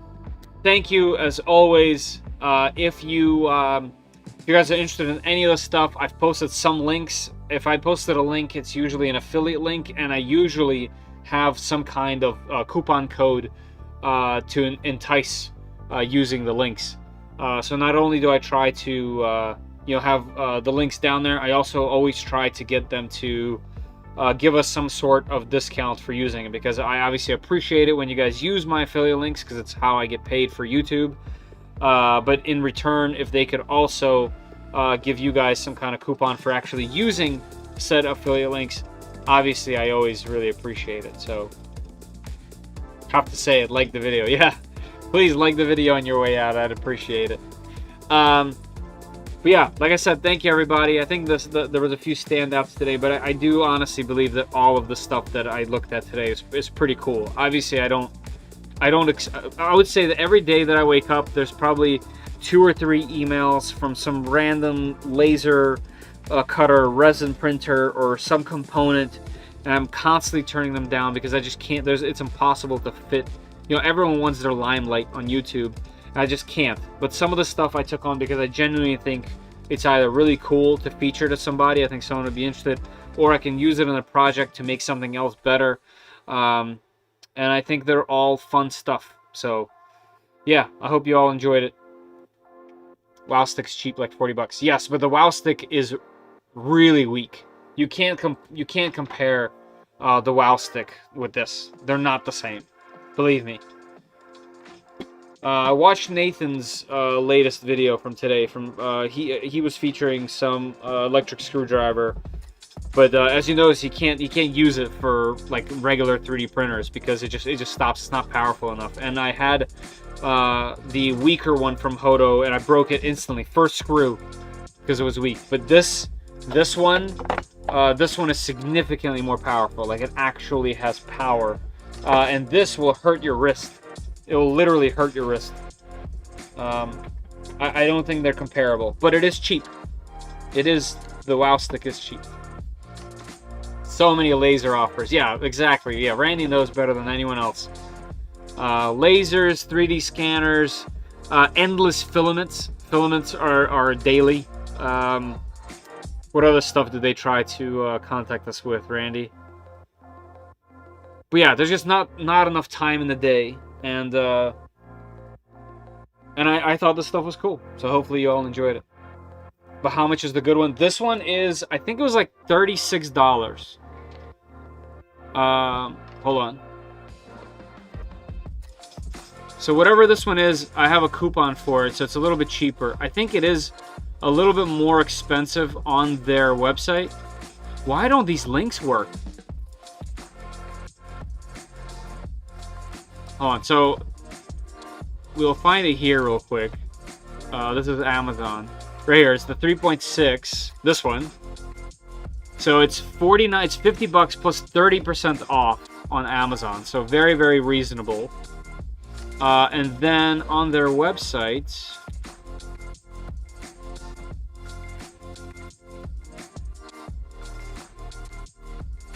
let's see if it'll let me click into it. No. I can get to it like this. That's weird. They have some kind of issue with their website at the moment. I can get to it through an ad. Almost like a proxy. No, it looks like I can't get to it at all at the moment. Well, just because of that alone, you know, I do have a 5% off coupon if you want to buy it from the official site, but why do that when it's on Amazon? Was this the same link? Yeah. So $50, which is already off, but then also 30% off from that. So it's pretty good. Right. So the thing with it that you have to know is that it does not have all of the bits. Offers like 3 a day. Yeah, right. Same with AliExpress actually.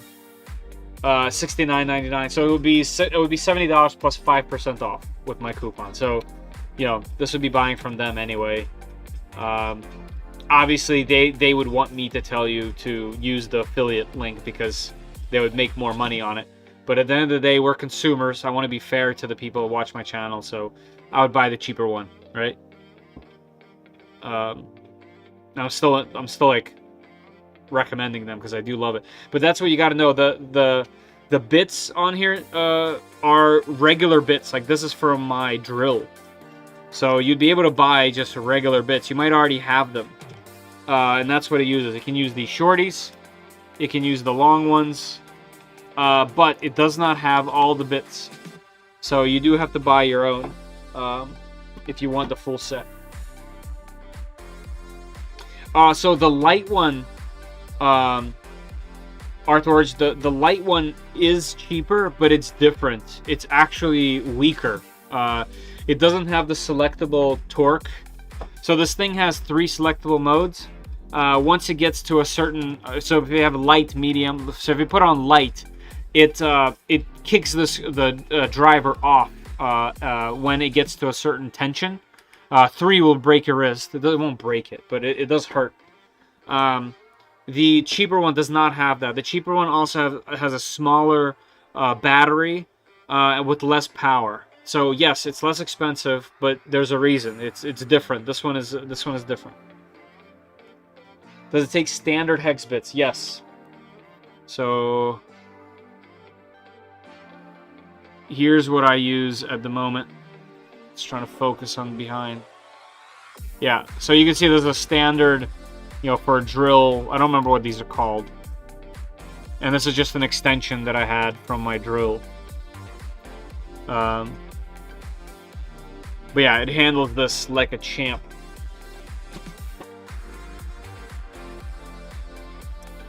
Okay. Oh, here we go. Their website finally loaded. Oh, so they're having a sale, Hodo Day. Unlock more benefits with a subscription. I don't know. But either way, it's good stuff. I had this one. I insta-broke it. This little guy. Like I said, first bolt. But I overdid it. I used it on not what it's supposed to be. This one is not the same. These two are not the same. This one is way more powerful. Yeah, like this is different too. This guy and this guy are different than this guy. So this classic kit is the best one. Ah, they have too much stuff. They're beautiful tools though. Like they're cool. They're designy. Oof, this ain't it. So worth an extra $10. 100%. 100%. It's going on my list. Yeah. It seems like that Amazon price is pretty spot on. They're gonna have a hard time beating their own Amazon price, honestly. Okay. Almost 12:30. All right, everybody. Thank you all very much for joining the stream. I had a lot of fun. Hopefully, you guys had a lot of fun checking out these projects with me. I'm gonna clean up here and go to bed. Jason, congratulations on your win. I'll have to forward your info to 3D Max tomorrow. All right, everybody. Have a great night. I'll catch you all later.